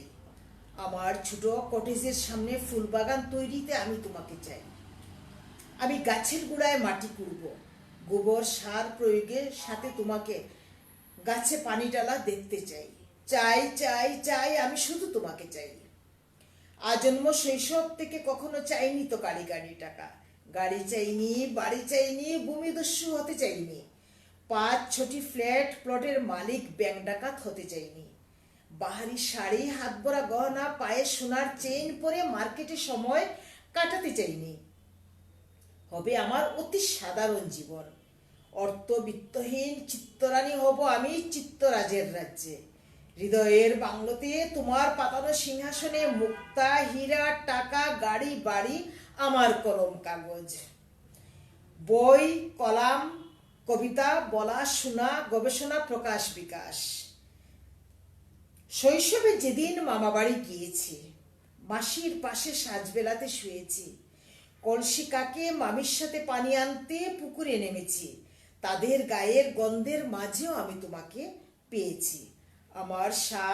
আমার বই হাতে শান বাঁধানো পুকুর ঘাটে সাঁতার কাটতে আমার বড়শিতে যখন বড় মাছটি ধরেছি, সেই আনন্দেও আমি তোমাকে খুঁজেছি। কালো জাম গাছটির তলায় দাঁড়িয়ে জলপাই কুড়াতে, আমার পিতার উঠানে গাছ থেকে ডালিম পাড়তে, মাচা ভরা শিম তুলতে, পুঁইশাকের লাল সবুজ বিচি ছিঁড়তে, পলাশ ফুলের পাপড়িতে পাপড়িতে শরৎ শিউলির মালা গেতে বাসি বকুলের মালায় মিষ্টি ডাবের পানি পান করে তৃষ্ণা মিটানোর কোণে রমনা পার্কে আনমনে একা একা হেঁটেছি। আমি তোমাকে চেয়েছি। তনু মন অবশ ক্লান্ত দেহ এলিয়ে দেওয়া বিছানায় শরীর মেসেজ করে দিতে আমি তোমাকে চেয়েছি। সর্বশেষ আমার অন্তিম যাত্রায় পথ দেখিয়ে লন্ঠন হাতে তোমার সঙ্গ চাইছি। কবিতাটি বিমূর্ত ভাবনায় আমার ইনার এক্সিস্টেন্সের সাথে কথা বলছি। কথাগুলো মিলেমিশে একাকার হয়ে বিধাতার পায়ে সমর্পণ হচ্ছে, ভগবানের পায়ে, আল্লাহ তাআলার পায়ে। আমি প্রথম থেকে শেষ পর্যন্ত আমার অন্তিম যাত্রায় লন্ঠন হাতে তুমি আমাকে কাঁধে করে নিয়ে যাবে, সেখানেও আমি তোমার সঙ্গ চাচ্ছি। এইটা আমার চুম্বনের আদতা ওয়াটার কালার এই বইতে 12টা কবিতা নিয়ে লেখা। আমার ইনার এক্সিস্টেন্সের সাথে আমার নিজের সাথে নিজের কথা বলা, সেইখান থেকে একটা কবিতা পাঠ করলাম। এবার আমি প্রতিবাদী, লাস্ট লাইনটাই বইয়ের মাহাত্ম্য, যে আমার অন্তিম শয্যায় পথ দেখিয়ে দিতে লন্ঠন হাতে তোমার সঙ্গ চাইছি। এখন আমি বলবো যে যত সময় হোক পরপর 2টা তোমার কবিতা পড়ো, আমি শুনি। ধন্যবাদ দিদিভাই, আসলে অনেক সুন্দর একটি কবিতা শুনলাম দিদিভাইয়ের কণ্ঠে স্বরচিত কবিতা। আমি আমার একটি কবিতা আপনাদের পড়ে শোনাচ্ছি। এটি আসলে গীতি কবিতা। হ্যাঁ, সুতরাং সাধারণ কবিতার মতো আসলে পাবেন না, কারণ যেহেতু গীতি কবিতায় অন্তমিল থাকে প্রথম অংশের সাথে, আবার গিয়ে অন্তরার পরে আবার অন্তমিল হয়। তো আমি একটা গীতি কবিতা আপনাদের শোনাচ্ছি, গান আকারে শোনাবো না, কবিতার মতো আবৃত্তি। আসলে আমি অতটা পারি না, একজন পাঠক, তো পাঠক হিসেবে শোনাচ্ছি। আমার কবিতার নাম হচ্ছে রুখে দাও ধর্ষণ। এই করোনার মধ্যেও এত এত ধর্ষণের খবর শুনে যে আমাদের মায়েরা, আমাদের বোনেরা, আমাদের মেয়েরা আসলে সেফ না আমাদের সমাজে।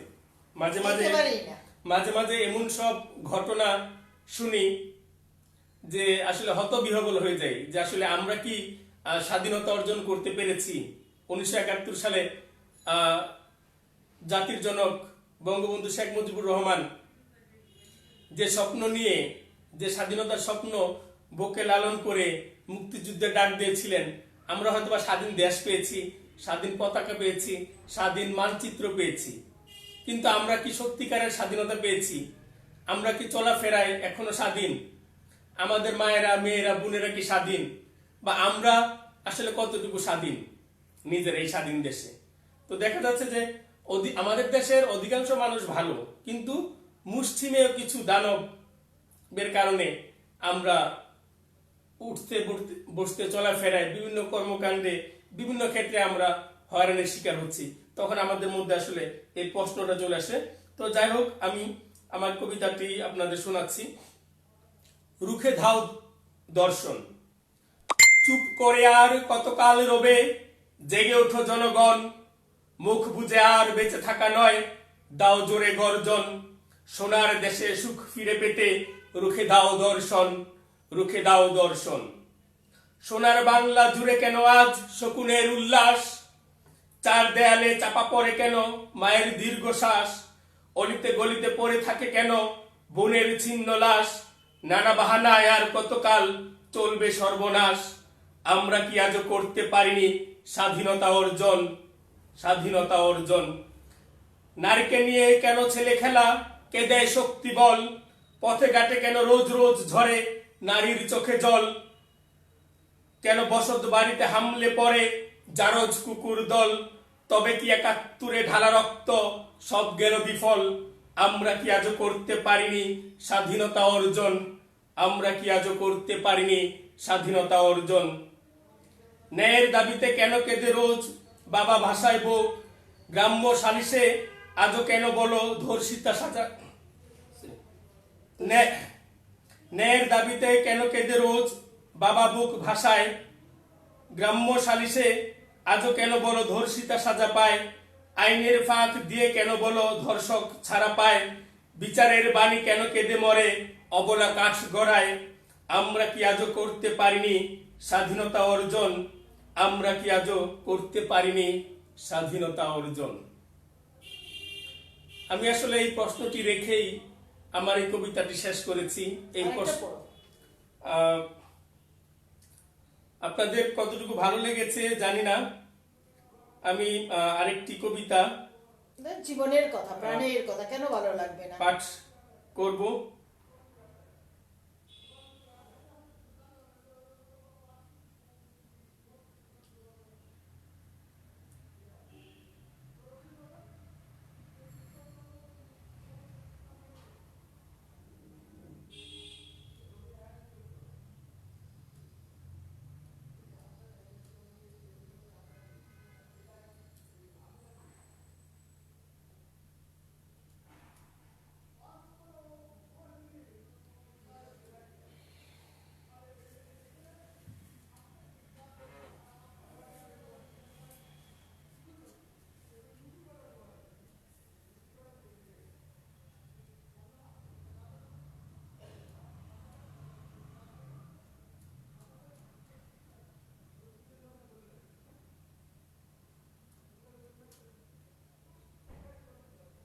আসছে না? আমি দিদি বের করতেছি, এর মধ্যে আপনার একটা গান শুনি, 2-4 লাইন। ঠিক আছে দিদির গান, আমরা দিদির অল্প একটু গান শুনি, আর সেই ফাঁকে আমি আরেকটা কবিতা বের করছি, আরেকটা কবিতা আমি পাঠ করব আপনাদের উদ্দেশ্যে। গান গাইতে হবে? হ্যাঁ দিদি ভাই, আপনার প্রিয় একটা গান আমি তো করেন। ওইরকম প্র্যাকটিস কিছুই করি না। আচ্ছা, আজকে প্রেমের কবিতা পাঠ করলাম, গানটাও একটা বিরহের গান হয়ে যাক। আমি শিল্পী না, কিন্তু আমি গাইতে পছন্দ করি। গান গাইলে কিন্তু সব কষ্ট আকাশে বাতাসে মিলিয়ে যায় হঠাৎ করে, কিন্তু এগুলো কিন্তু কোনো চর্চা করা গান না, গাওয়া না। কবিগুলো নেট করে একটা গান করছি। সখী ভাবনা কাহারে বলে, সখী যাতনা কাহারে বলে, তোমরা যে বলো দিবস রজনী, ভালোবাসা ভালোবাসা, সখী ভালোবাসা কারে কয়ে, সে কি কেবলি যাতনাময়, সে কি কেবলি চোখের জল, সে কি কেবলি দুঃখের শ্বাস, লোকে তবে করে কি সুখেরই তরে এমন দুঃখের আশ, সখী ভাবনা কাহারে বলে, আমার চোখে তো সকলই শোভন, সকলই নবীন, সকলই বিমল, সুনীল আকাশ শ্যামল কানন, বিষাদ জোছনা কুসুম কমল, সকলই আমার মতন, তারা কেবলই হাসে কেবলই গায়, হাসিয়া খেলিয়া মরিতে চায়, না জানে বেদন না জানে রুদন, না জানে সাদের যাতনা যত, ফুল সে হাসিতে হাসিতে ঝরে, যচনা হাসিয়া মিলায়ে যায়, হাসিতে হাসিতে আলোক সাগরে আকাশের তারাতে আগে কায়, আমার মতন সুখী কে আছে, আয় সখী আয় আমার কাছে, সুখী হৃদয়ের সুখের গান, শুনিয়া তোদের জুড়াবে প্রাণ, প্রতিদিন যদি কাঁদিবি কেবল, একদিন নয় হাসিবে তোরা, একদিন নয় বিষাদ ভুলিয়া, সকলে মিলিয়া গাহিব মোরা, ভাবনা কাহারে বলে, সখী যাতনা কাহারে বলে, তোমরা যে বলো দিবস রজনী, ভালোবাসা ভালোবাসা, সখী ভালোবাসা কারে কয়ে, সে কি কেবলি যাতনাময়, সে কি কেবলি চোখের জল, সে কি কেবলি দুঃখের শ্বাস, লোকে তবে করে কি সুখেরই করে এমন দুঃখের আশ, সখী ভাবনা কাহারে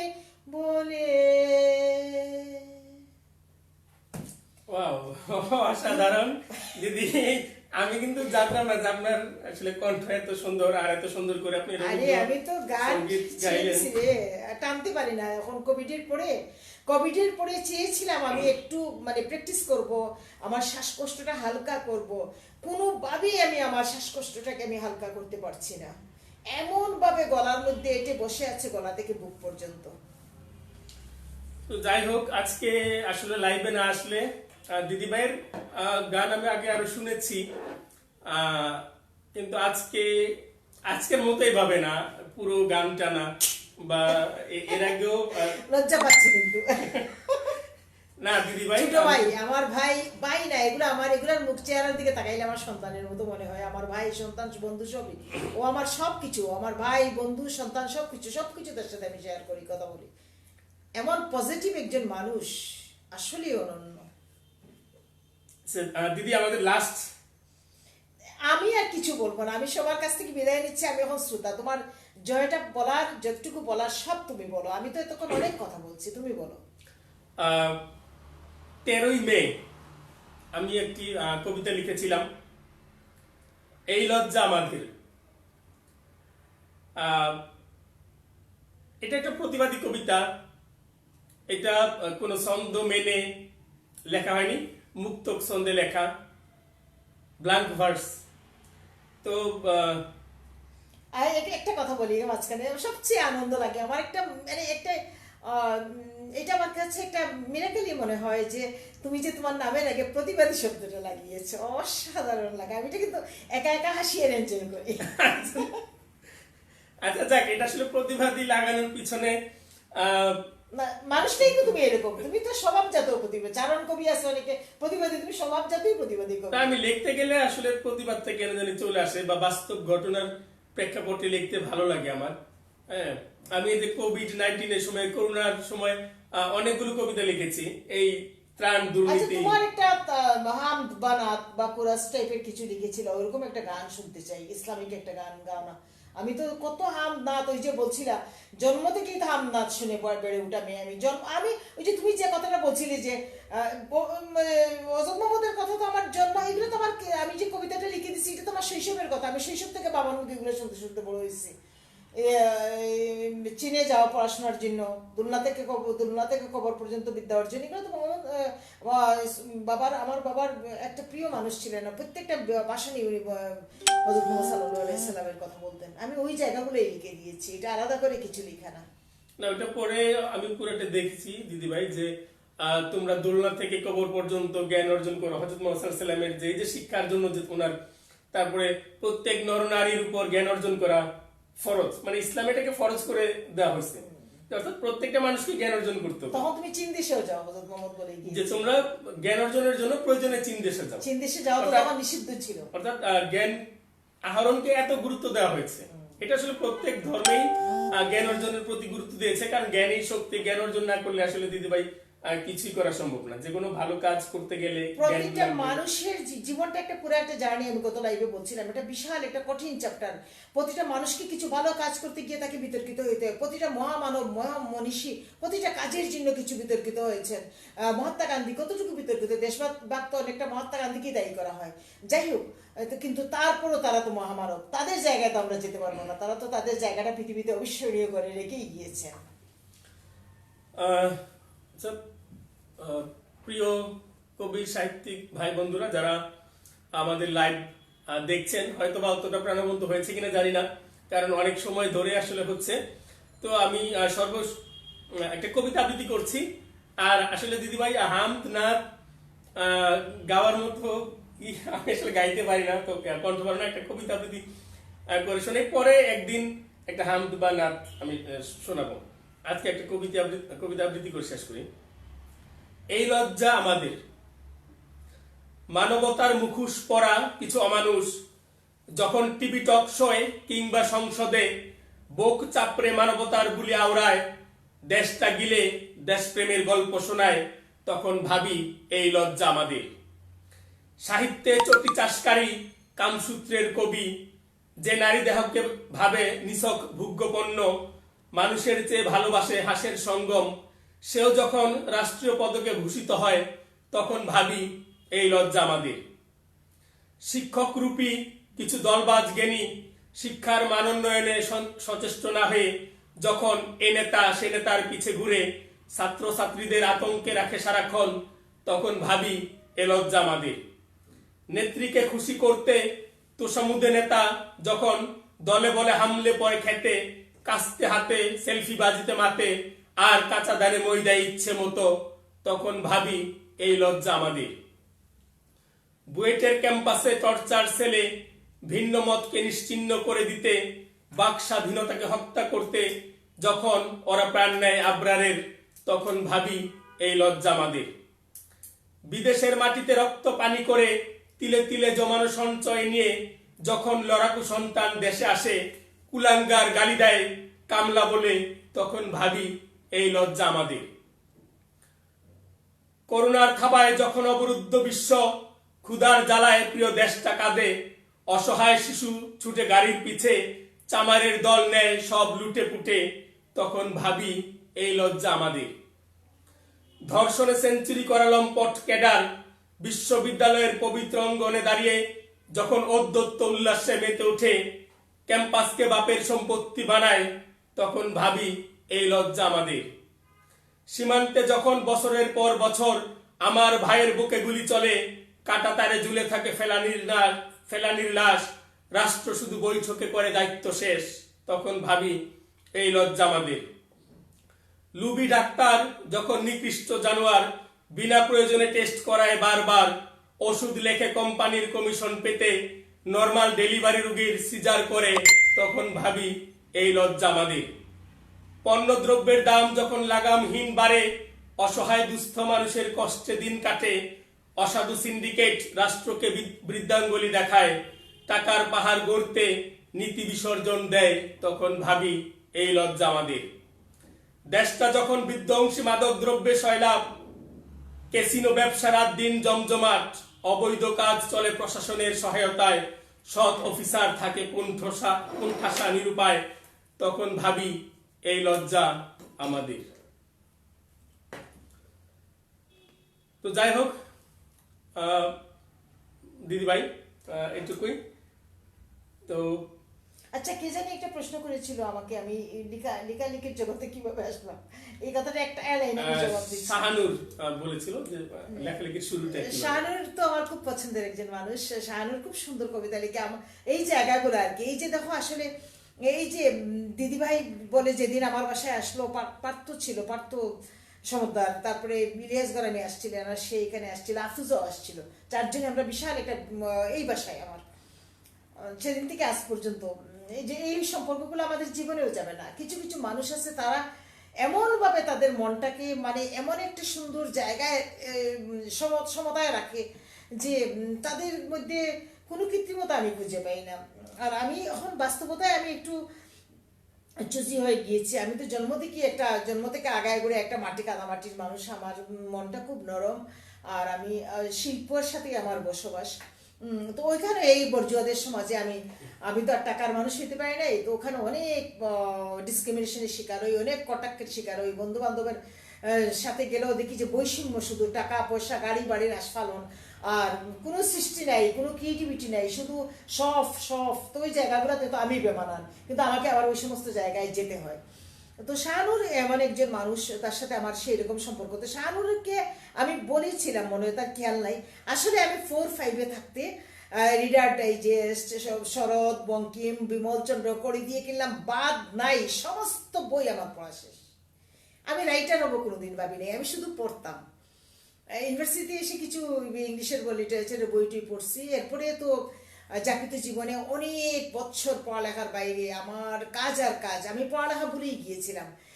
স্থায়ী চাকরিটা ছেড়ে দিলাম, রান্না করতাম, একটা পেপারের পুটলা পাইলে একটা কাগজের মুড়াই ফেলে দিব, ওইটাতে কি আছে একটু পড়তাম, আবার অর্ধেক নাই। সেখান থেকে আমি পড়তে একটা পর্যায়ে জীবনের এত কষ্ট, এত স্ট্রাগল, সেখান থেকে আমি কলমটা নিলাম। ওই যে বলছিলাম যে আমি ইচ্ছা করে লেখক হইনি, আমার শরীর মন চাপ সৃষ্টি করছে যে তুমি যদি শব্দগুলাকে এখন না ছাড়ো, প্রসব না দাও, তাহলে তুমি বাস্ট হয়ে মরে যাওয়া। এটা সাজিব চৌধুরী আমার একটা সাক্ষাৎকার নিয়েছিল, সেখানে আমি বলেছিলাম যখন আমি বাস্ট হয়ে মরে যাব আমি তখনই আমি কলমটা হাতে নিয়েছিলাম। আচ্ছা আমি দরজাটা করে দিয়ে আসি, তুমি কথা বলো, শেষ করিও না, আমি আসতেছি 1 মিনিট। তো যাই হোক, আসলে কবিদের অব্যক্ত অনেক কথা থাকে যেগুলো আসলে সচরাচর প্রকাশ করা হয় না। তো সব পরিস্থিতিতে, সব পরিবেশে সবকিছু বলাও যায় না। যদি কোনো সাহিত্য আড্ডা হয় যেখানে কবি সাহিত্যিকরা থাকেন, সেখানে খোলামেলা আলোচনা হলে তখন আসলে অনেক কিছু উঠে আসে, কথা প্রসঙ্গে এই বিষয়গুলো চলে আসে। তো যাই হোক, আমরা আজকে কথা ছিল যে 8:30টায় আমি পোস্ট দিয়েছিলাম যে 8:30টায় দিদি ভাইয়ের সাথে আজকে লাইভ হবে, কিন্তু আসলে এত কাজের চাপ, এই লাইভ করা অবস্থা তো 3-4 জন কবি এবং সম্পাদক ফোন করেছিল, যে কারণে মাঝখানে একটু সমস্যা হয়েছিল। তো যাই হোক, আমরা একটু দেরিতে হলেও শুরু করতে পেরেছি, এজন্য শুক্রিয়া। আর কবি শাহনুরের কথা প্রসঙ্গে দিদির কথা শুনে আমরা শেষ করব যে আসলে কিভাবে লেখালেখিটা শুরু, আমরা আরেকটু শুনে। ওই যে তারপরে ছোট মেয়ে যখন ক্লাস 4-5-এ, তখন আমি ভাবলাম যে আমার তো একটা বিশাল ব্যাপার আছে, বাবা মারা যাওয়ার 1 বছর আগে পাণ্ডুলিপি রেখে গিয়েছেন, এটা আমাকে প্রকাশ করতে হবে। তো এর আগে সবসময় ঘুমের মধ্যে আমার মাথার কাছে এসে থাকতেন এই সমস্ত মানুষ না, একটু লুক্কায়িত, মারা যাওয়ার পরে কিন্তু লুক্কায়িত থাকে। তারা তাদেরকে প্রচারের জন্য তারা কিন্তু চাপ সৃষ্টি করে। যেমন লোকনাথ ব্রহ্মচারী, আপনারা লোকনাথ ব্রহ্মচারীকে জানেন যে উনি পাকিস্তানে চলে গিয়েছিলেন কোরআন শিক্ষার জন্য। তিনি মারা যাওয়ার অনেক বছর, 100 বছরের মতো পরে তিনি কিন্তু আবির্ভাব হয়েছিলেন। তো আমার বাবা তো একটা মহামানব, আমি তো তাকে আমার কাছ থেকে দেখেছি এরকম মানুষ। তো উনি প্রতি রাতে 17 বছর আমার মাথার আগে আমি ঘুমাতে পারতাম না, আমি মাকে বলতাম তো যে বাবা কেন আমাকে এত ডিস্টার্ব করেন। তো তারপরে আমি স্মারকগ্রন্থটা করার হাত নিলাম। স্মারকগ্রন্থটা করার পরে স্মারকগ্রন্থটা করলাম 58টা লেখা নিয়ে, আর বাবার বইটা প্রকাশ করলাম, 2টো বইয়ের আমি প্রকাশক। এরপরে আমি সমাজের অবক্ষয় এত কিছু, আমি 1-2টা ছোটো ছোটো কলাম লেখা শুরু করলাম। কলাম লিখতে লিখতে আমার 100টা নিবন্ধ আছে অধিকারের উপরে, আমার যৌতুক আছে 10 পর্ব, রোড অ্যাক্সিডেন্ট আছে 5 পর্ব, খুন দর্শন সমস্ত কিছু নিয়ে আমার বিশাল বিশাল নিবন্ধ। এবং আমি এগুলা কিন্তু ফেসবুকে এখনো দিইনি। আমার যদি পত্রিকার উপরে যে কাভারগুলা, যদি এই নিবন্ধগুলো দেই, সবাই অবাক হয়ে যাবে যে এত কলাম আপনার পেপারে উঠেছে। উত্তর পূর্ব আমার প্রায় 23টা কলাম ছাপাইছে সিলেটের, নরসিংদী, নারায়ণগঞ্জ, বাকি নাই কোনো জায়গায় আমার। ছোট আমি বড় কোনো পত্রিকায় যে খুব একটা দিছি তা না, যারা আমার কাছে আসছে তাদেরকে দিয়েছি। কলাম লিখতে লিখতে লিখতে লিখতে তারপরে বইটা আমার আসলো না 2012 সালে, 23টা কলাম নিয়ে বইটা দহনকালের সমাজ 13 সালে আসলো। তো পুলক করে একজন ছিল, একজন কবি, তিনি শুধু বলতেন কবিতা লিখেন না কেন, কবিতা কোনোদিন লিখতে পারবো বা আমি কোনোদিন কবি হব বা এই লেখাকে কবি বলে, আমি এখনো নিজকে কবি বলি না। ভয়ে একটা পণ্ডিতের একাল সেকাল লিখলাম যে একটা কবিতা চাচ্ছে উনি, ওনাকে দিই, বা যদিও কাব্যগ্রন্থ হইল ভারত বাংলাদেশে। পণ্ডিতের একাল সেকাল লেখা প্রথম কবিতা, যে পণ্ডিতের একাল সেকাল শাহনুরও পড়েছেন। এরপরে যখন আমার এই দহনকালের সমাজ বইটা আসছিল না, তখন আমি 12টা এই যে কবিতাটা পাঠ করলাম, আমি যেই কবিতাটা চুম্বনে আদতা ওয়াটার কালার সৃষ্টি করলাম। এরপরে শিশির ভেজা গোলাপের কান্না, বিশাল বিশাল গবেষণামূলক লেখা নিয়ে 33টা লেখা নিয়ে শিশির ভেজা গোলাপের কান্না। এরপর বরফ চাদর আসলো 75টা লেখা নিয়ে। এরপরে আমার শিলু উঠান আছে প্রায় 33টা বিশাল বিশাল লেখা নিয়ে। লাবণ্য উঠান পাণ্ডুলিপি আছে, এই 2টা বই প্রকাশ হয় নাই। এখন আমার 3টা পাণ্ডুলিপি আছে, অলরেডি আমার 6টা বই কাব্যগ্রন্থ, বিশাল বিশাল গবেষণা। এগুলো এক্সপেরিমেন্টালি, একটু একটু সবগুলো লিখে একটু এক্সপেরিমেন্টাল। এখানে আমার শৈশব এসেছে, আমার কথা এসেছে। আমি যে কবিতার মার পেয়েছি আমি হেরে গেছি। আমি কিন্তু কবিতা যে মানুষ পড়ে, যে পাঠক কবিতার, এখানে আমার মুখবন্ধে লেখা আছে যে পাঠক পড়ে খুঁজে বের করবে কবিতায় কি আছে। পাঠকের উপর কষ্টটা পাঠককে দেওয়া রাইটারের, সেখানেই কবিতা। সেই জায়গায় আমি কিন্তু মার খেয়েছি। আমার কবিতা একদম সোজাসাপটা আমার উপস্থাপন। আমার কবিতায় পাঠককে খুঁজতে হয় না, আমি সব কিন্তু অনর্গল বলে গেছি। গবেষণামূলক এক একটা লেখা আমার ফ্রি লেন্স রাইটার, আমি যাকে বলি ফ্রি রাইটার, সেখানে আমার কবিতা 6টা কাব্যগ্রন্থ আমার। তো 3টা প্রকাশ হয়ে গিয়েছে। আর আরেকটা কাজ করেছি কোভিডের উপর সময়, আমি 10টা প্রার্থনা লিখেছি। 10টা প্রার্থনা, এখন 60টা কাব্যগ্রন্থ আমার। এবং আমার এক একটা কবিতা 4-5টা কবিতাকে নিয়ে এক একটা কবিতা, প্রতিটা কবিতাই আমার লিখেই আমার বিশাল বিশাল। তো 60 টাকায় পর্যন্ত আমার। তো আমি 3টা প্রকাশ হয়ে গেছে। এবার জাহানারা প্রকাশন থেকে কোভিডের উপর যে 10টা আমার প্রার্থনা, বিশাল বিশাল 10টা প্রার্থনাই আমার 40টা কবিতার সমান, ওইটা আসবে। তারপরে আর ওই শিউলি উঠান, লাবণ্য উঠান, আর আরেকটা বইয়ের নামকরণ আমি এখনো দেইনি। শিউলি উঠানটা আমার বাড়ির উঠান, শিউলি উঠান। আর লাবণ্য আমার ঠাকুরমা, লাবণ্য উনি আমাদের বাড়ির ঠাকুরমা, আমাদের পরিবারের সবচেয়ে শ্রদ্ধাভাজন। ওইটা লাবণ্য উঠান একটা নাম দিয়েছি, আর আরেকটা বইয়ের নামকরণ এখনো দেওয়া হয়নি। সেখান থেকে 6টা কাব্যগ্রন্থ, 60টা কাব্যগ্রন্থ হয়ে গেল, 100টা নিবন্ধ হয়ে গেল, আর 20টা ছোট গল্প আছে আমার। বইগুলো আস্তে আস্তে আমি এখন প্রকাশের দিকে নিয়ে যাচ্ছি। প্রকাশ করে নেই, নানান টান পূরণে, আর প্রকাশ করতে টাকা পয়সাও তো লাগে। লাইফ শেষ করো, তো যাই হোক, তোমার কথা বলো। আমি আসলে কি বলবো, সবসময় তো কবি, সাহিত্যিক, লেখকদের সংস্পর্শে আছি। আর বিশেষ করে জাহানারা প্রকাশন চালু করার কারণে দেখা যাচ্ছে যে তাদের বইগুলো প্রকাশ হচ্ছে, এবং সেই কারণে তাদের পাণ্ডুলিপিগুলো, এক একটা পাণ্ডুলিপি 3বার 4বার 5বার করে লিখতে হয় প্রকাশকের কথা লেখার জন্য। কবিতাগুলো, গল্প, উপন্যাস পড়তে হয়, লিখতে হয়। তো দেখা গেছে যে আসলে আমার দিদিভাই, আমার নিজের লেখাটা এখন কমে গেছে, কারণ মানে তাদেরকে সাপোর্ট দিতে গিয়ে তাদের লেখাগুলো প্রকাশ করার জন্য, আর আমি নিজে এডিট করি বানানগুলো, কারণ দেখা যায় যে অনেক নবীন কবি আছে, লেখক আছে, তো এদের অনেক বানান ভুল আছে। আবার অনেকে মোবাইলে লেখে, যারা দেখা যায় অনেকে অনেক শব্দ লিখতে পারে না, হ্যাঁ, যেসব যুক্ত বর্ণগুলো আছে, দেখতে হয়, হ্যাঁ। তো আবার অনেক সময় পাঠানোর পরে অনেক যুক্তবর্ণ ভেঙেও যায়। তো এই কারণে অনেক নিয়ে লিখতে হয়। আর প্রতিদিন রাত 12টা, 1টা, 2টা, কোনো দিন 3টা পর্যন্ত কাজ করতে হয়। তো এখন আসলে এগুলো নিয়ে আছি। আমার লেখাটা একটু কম, কারণ নিজের লেখার দিকে মনোযোগ দিতে গেলে আবার এই দিকে মনোযোগ কমে যায়।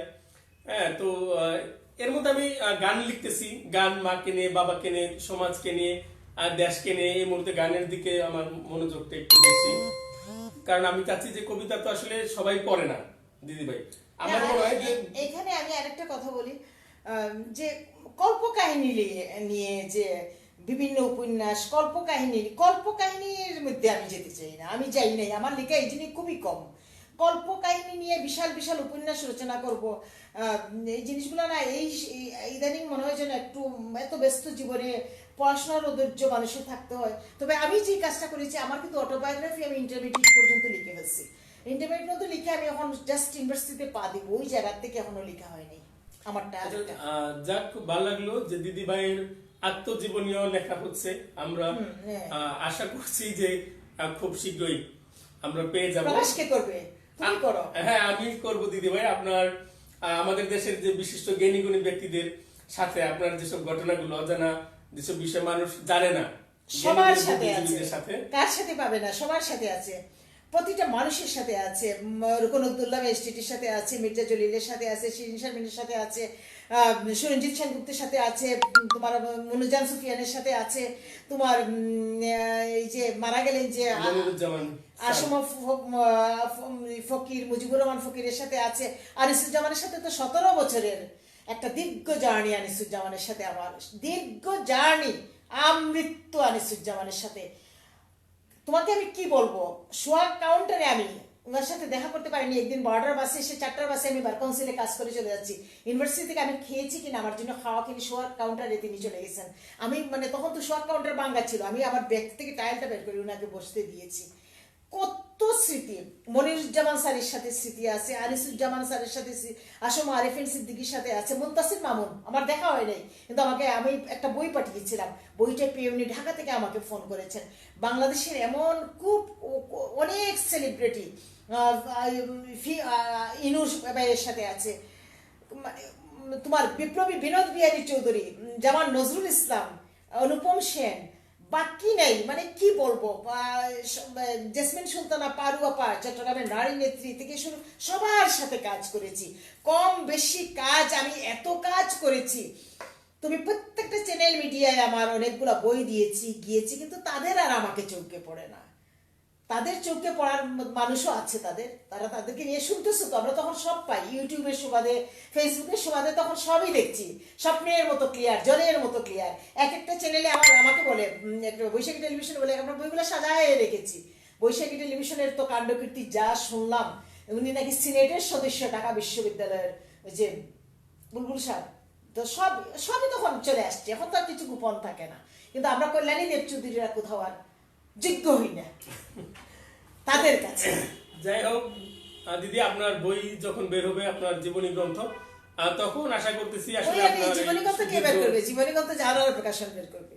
হ্যাঁ, ইনশাল্লাহ জাহানারা প্রকাশন সকল জ্ঞানী গুণীদের সাথে আছে, সকল নবীন কবিদের সাথে, লেখকদের সাথে আছে, এবং জাহানারা প্রকাশন সাহিত্যের সেবায় সবসময় আছে এবং থাকবে। তো আজকের মতো এখানে শেষ করছি, আবার আসবো খুব শীঘ্রই কোন একজন গুণীজন কে সাথে নিয়ে। জাহানারা প্রকাশন এখন থেকে নিয়মিত বিভিন্ন গুণীজনদের নিয়ে লাইভ প্রোগ্রাম করবে। আর দিদিকে দিয়ে এই জার্নিটা শুরু হলো। হ্যাঁ, সামনে আমরা অনেক গুণীজনকে তুলে ধরবো। আর যারা আমাদের সাথে এতক্ষণ ছিলেন, ধৈর্য ধরেছিলেন, বা অনুষ্ঠান শেষ হলেও যারা শুনবেন পরবর্তীতে, তাদের সবার জন্য আমাদের অন্তরের অন্তঃস্থল থেকে শ্রদ্ধা এবং ভালোবাসা রইল। আমাদের জন্য সবাই দোয়া করবেন যাতে সুস্থ থাকতে পারি। আপনারা সুস্থ থাকেন, সুন্দর থাকেন এবং দেশের জন্য, দেশের স্বার্থে কাজ করে যান, এই কামনা রইল। আর আমি একটা কথা বলবো যে আমরা আমরা পড়াশোনা সবার হয় না, পারিবারিক ইচ্ছা থাকে, নিজের ইচ্ছা লাগে, টাকা পয়সার ব্যাপার থাকে, কিন্তু পড়াশোনার বাইরে যে শিক্ষা, এটা হলো স্বশিক্ষা, এটা সবচেয়ে বড় শিক্ষা। ওই স্বশিক্ষার জায়গা থেকে আমরা যেন দাঁড়াতে পারি, আমরা যেন বলতে পারি, আমরা যেন লিখতে পারি, আমরা যেন কথা বলতে পারি, আমরা যেন মানুষের সাথে ব্যবহারটা ঠিক মতো করতে পারি, অ্যাপ্রোচটা আমাদের ঠিক মতো হয়, এগুলোই হলো স্বশিক্ষা। এই শিক্ষাগুলা আগে কি দেখেছি আমরা, মা খালারা ঘুমাতো না দুপুরবেলা, অনেক বই পড়তো, সব বই, কুশি কাটা সেলাই করতো, কত স্বশিক্ষিত, কত শিল্প মনের মধ্যে। শিল্প থাকলেই তো একজন মানুষ দুপুরবেলা কুশি কাটা সেলাই করে, আলপনা দেয়, বই পড়ে। তো ওই জায়গাগুলোর থেকে আমরা একদম সরে গেছি। শত ব্যস্ততার মধ্যে আমাদের জন্য অল্প টাইম বের করতে হবে, এই কাজগুলো আমাদের করেই যেতে হবে, ওখানেই আমাদের মনস্তাত্ত্বিক জায়গা দৃঢ়তা হবে, আমরা স্বশিক্ষায় শিক্ষিত হব। এই আমার বলা শেষ। সবাই অনেকক্ষণ কথা শুনেছেন, বিনম্র চিত্তে আমি সবাইকে স্মরণ করছি, দেখতে পাচ্ছি না, পরে দেখবো, রিপ্লাই দিব। আমি বিদায় নিচ্ছি, এবার জাহিদুলের বিদায় নিব। আমিও বিদায় নিচ্ছি, সবার জন্য শুভকামনা রইল। আসসালামু আলাইকুম। আসসালামু আলাইকুম।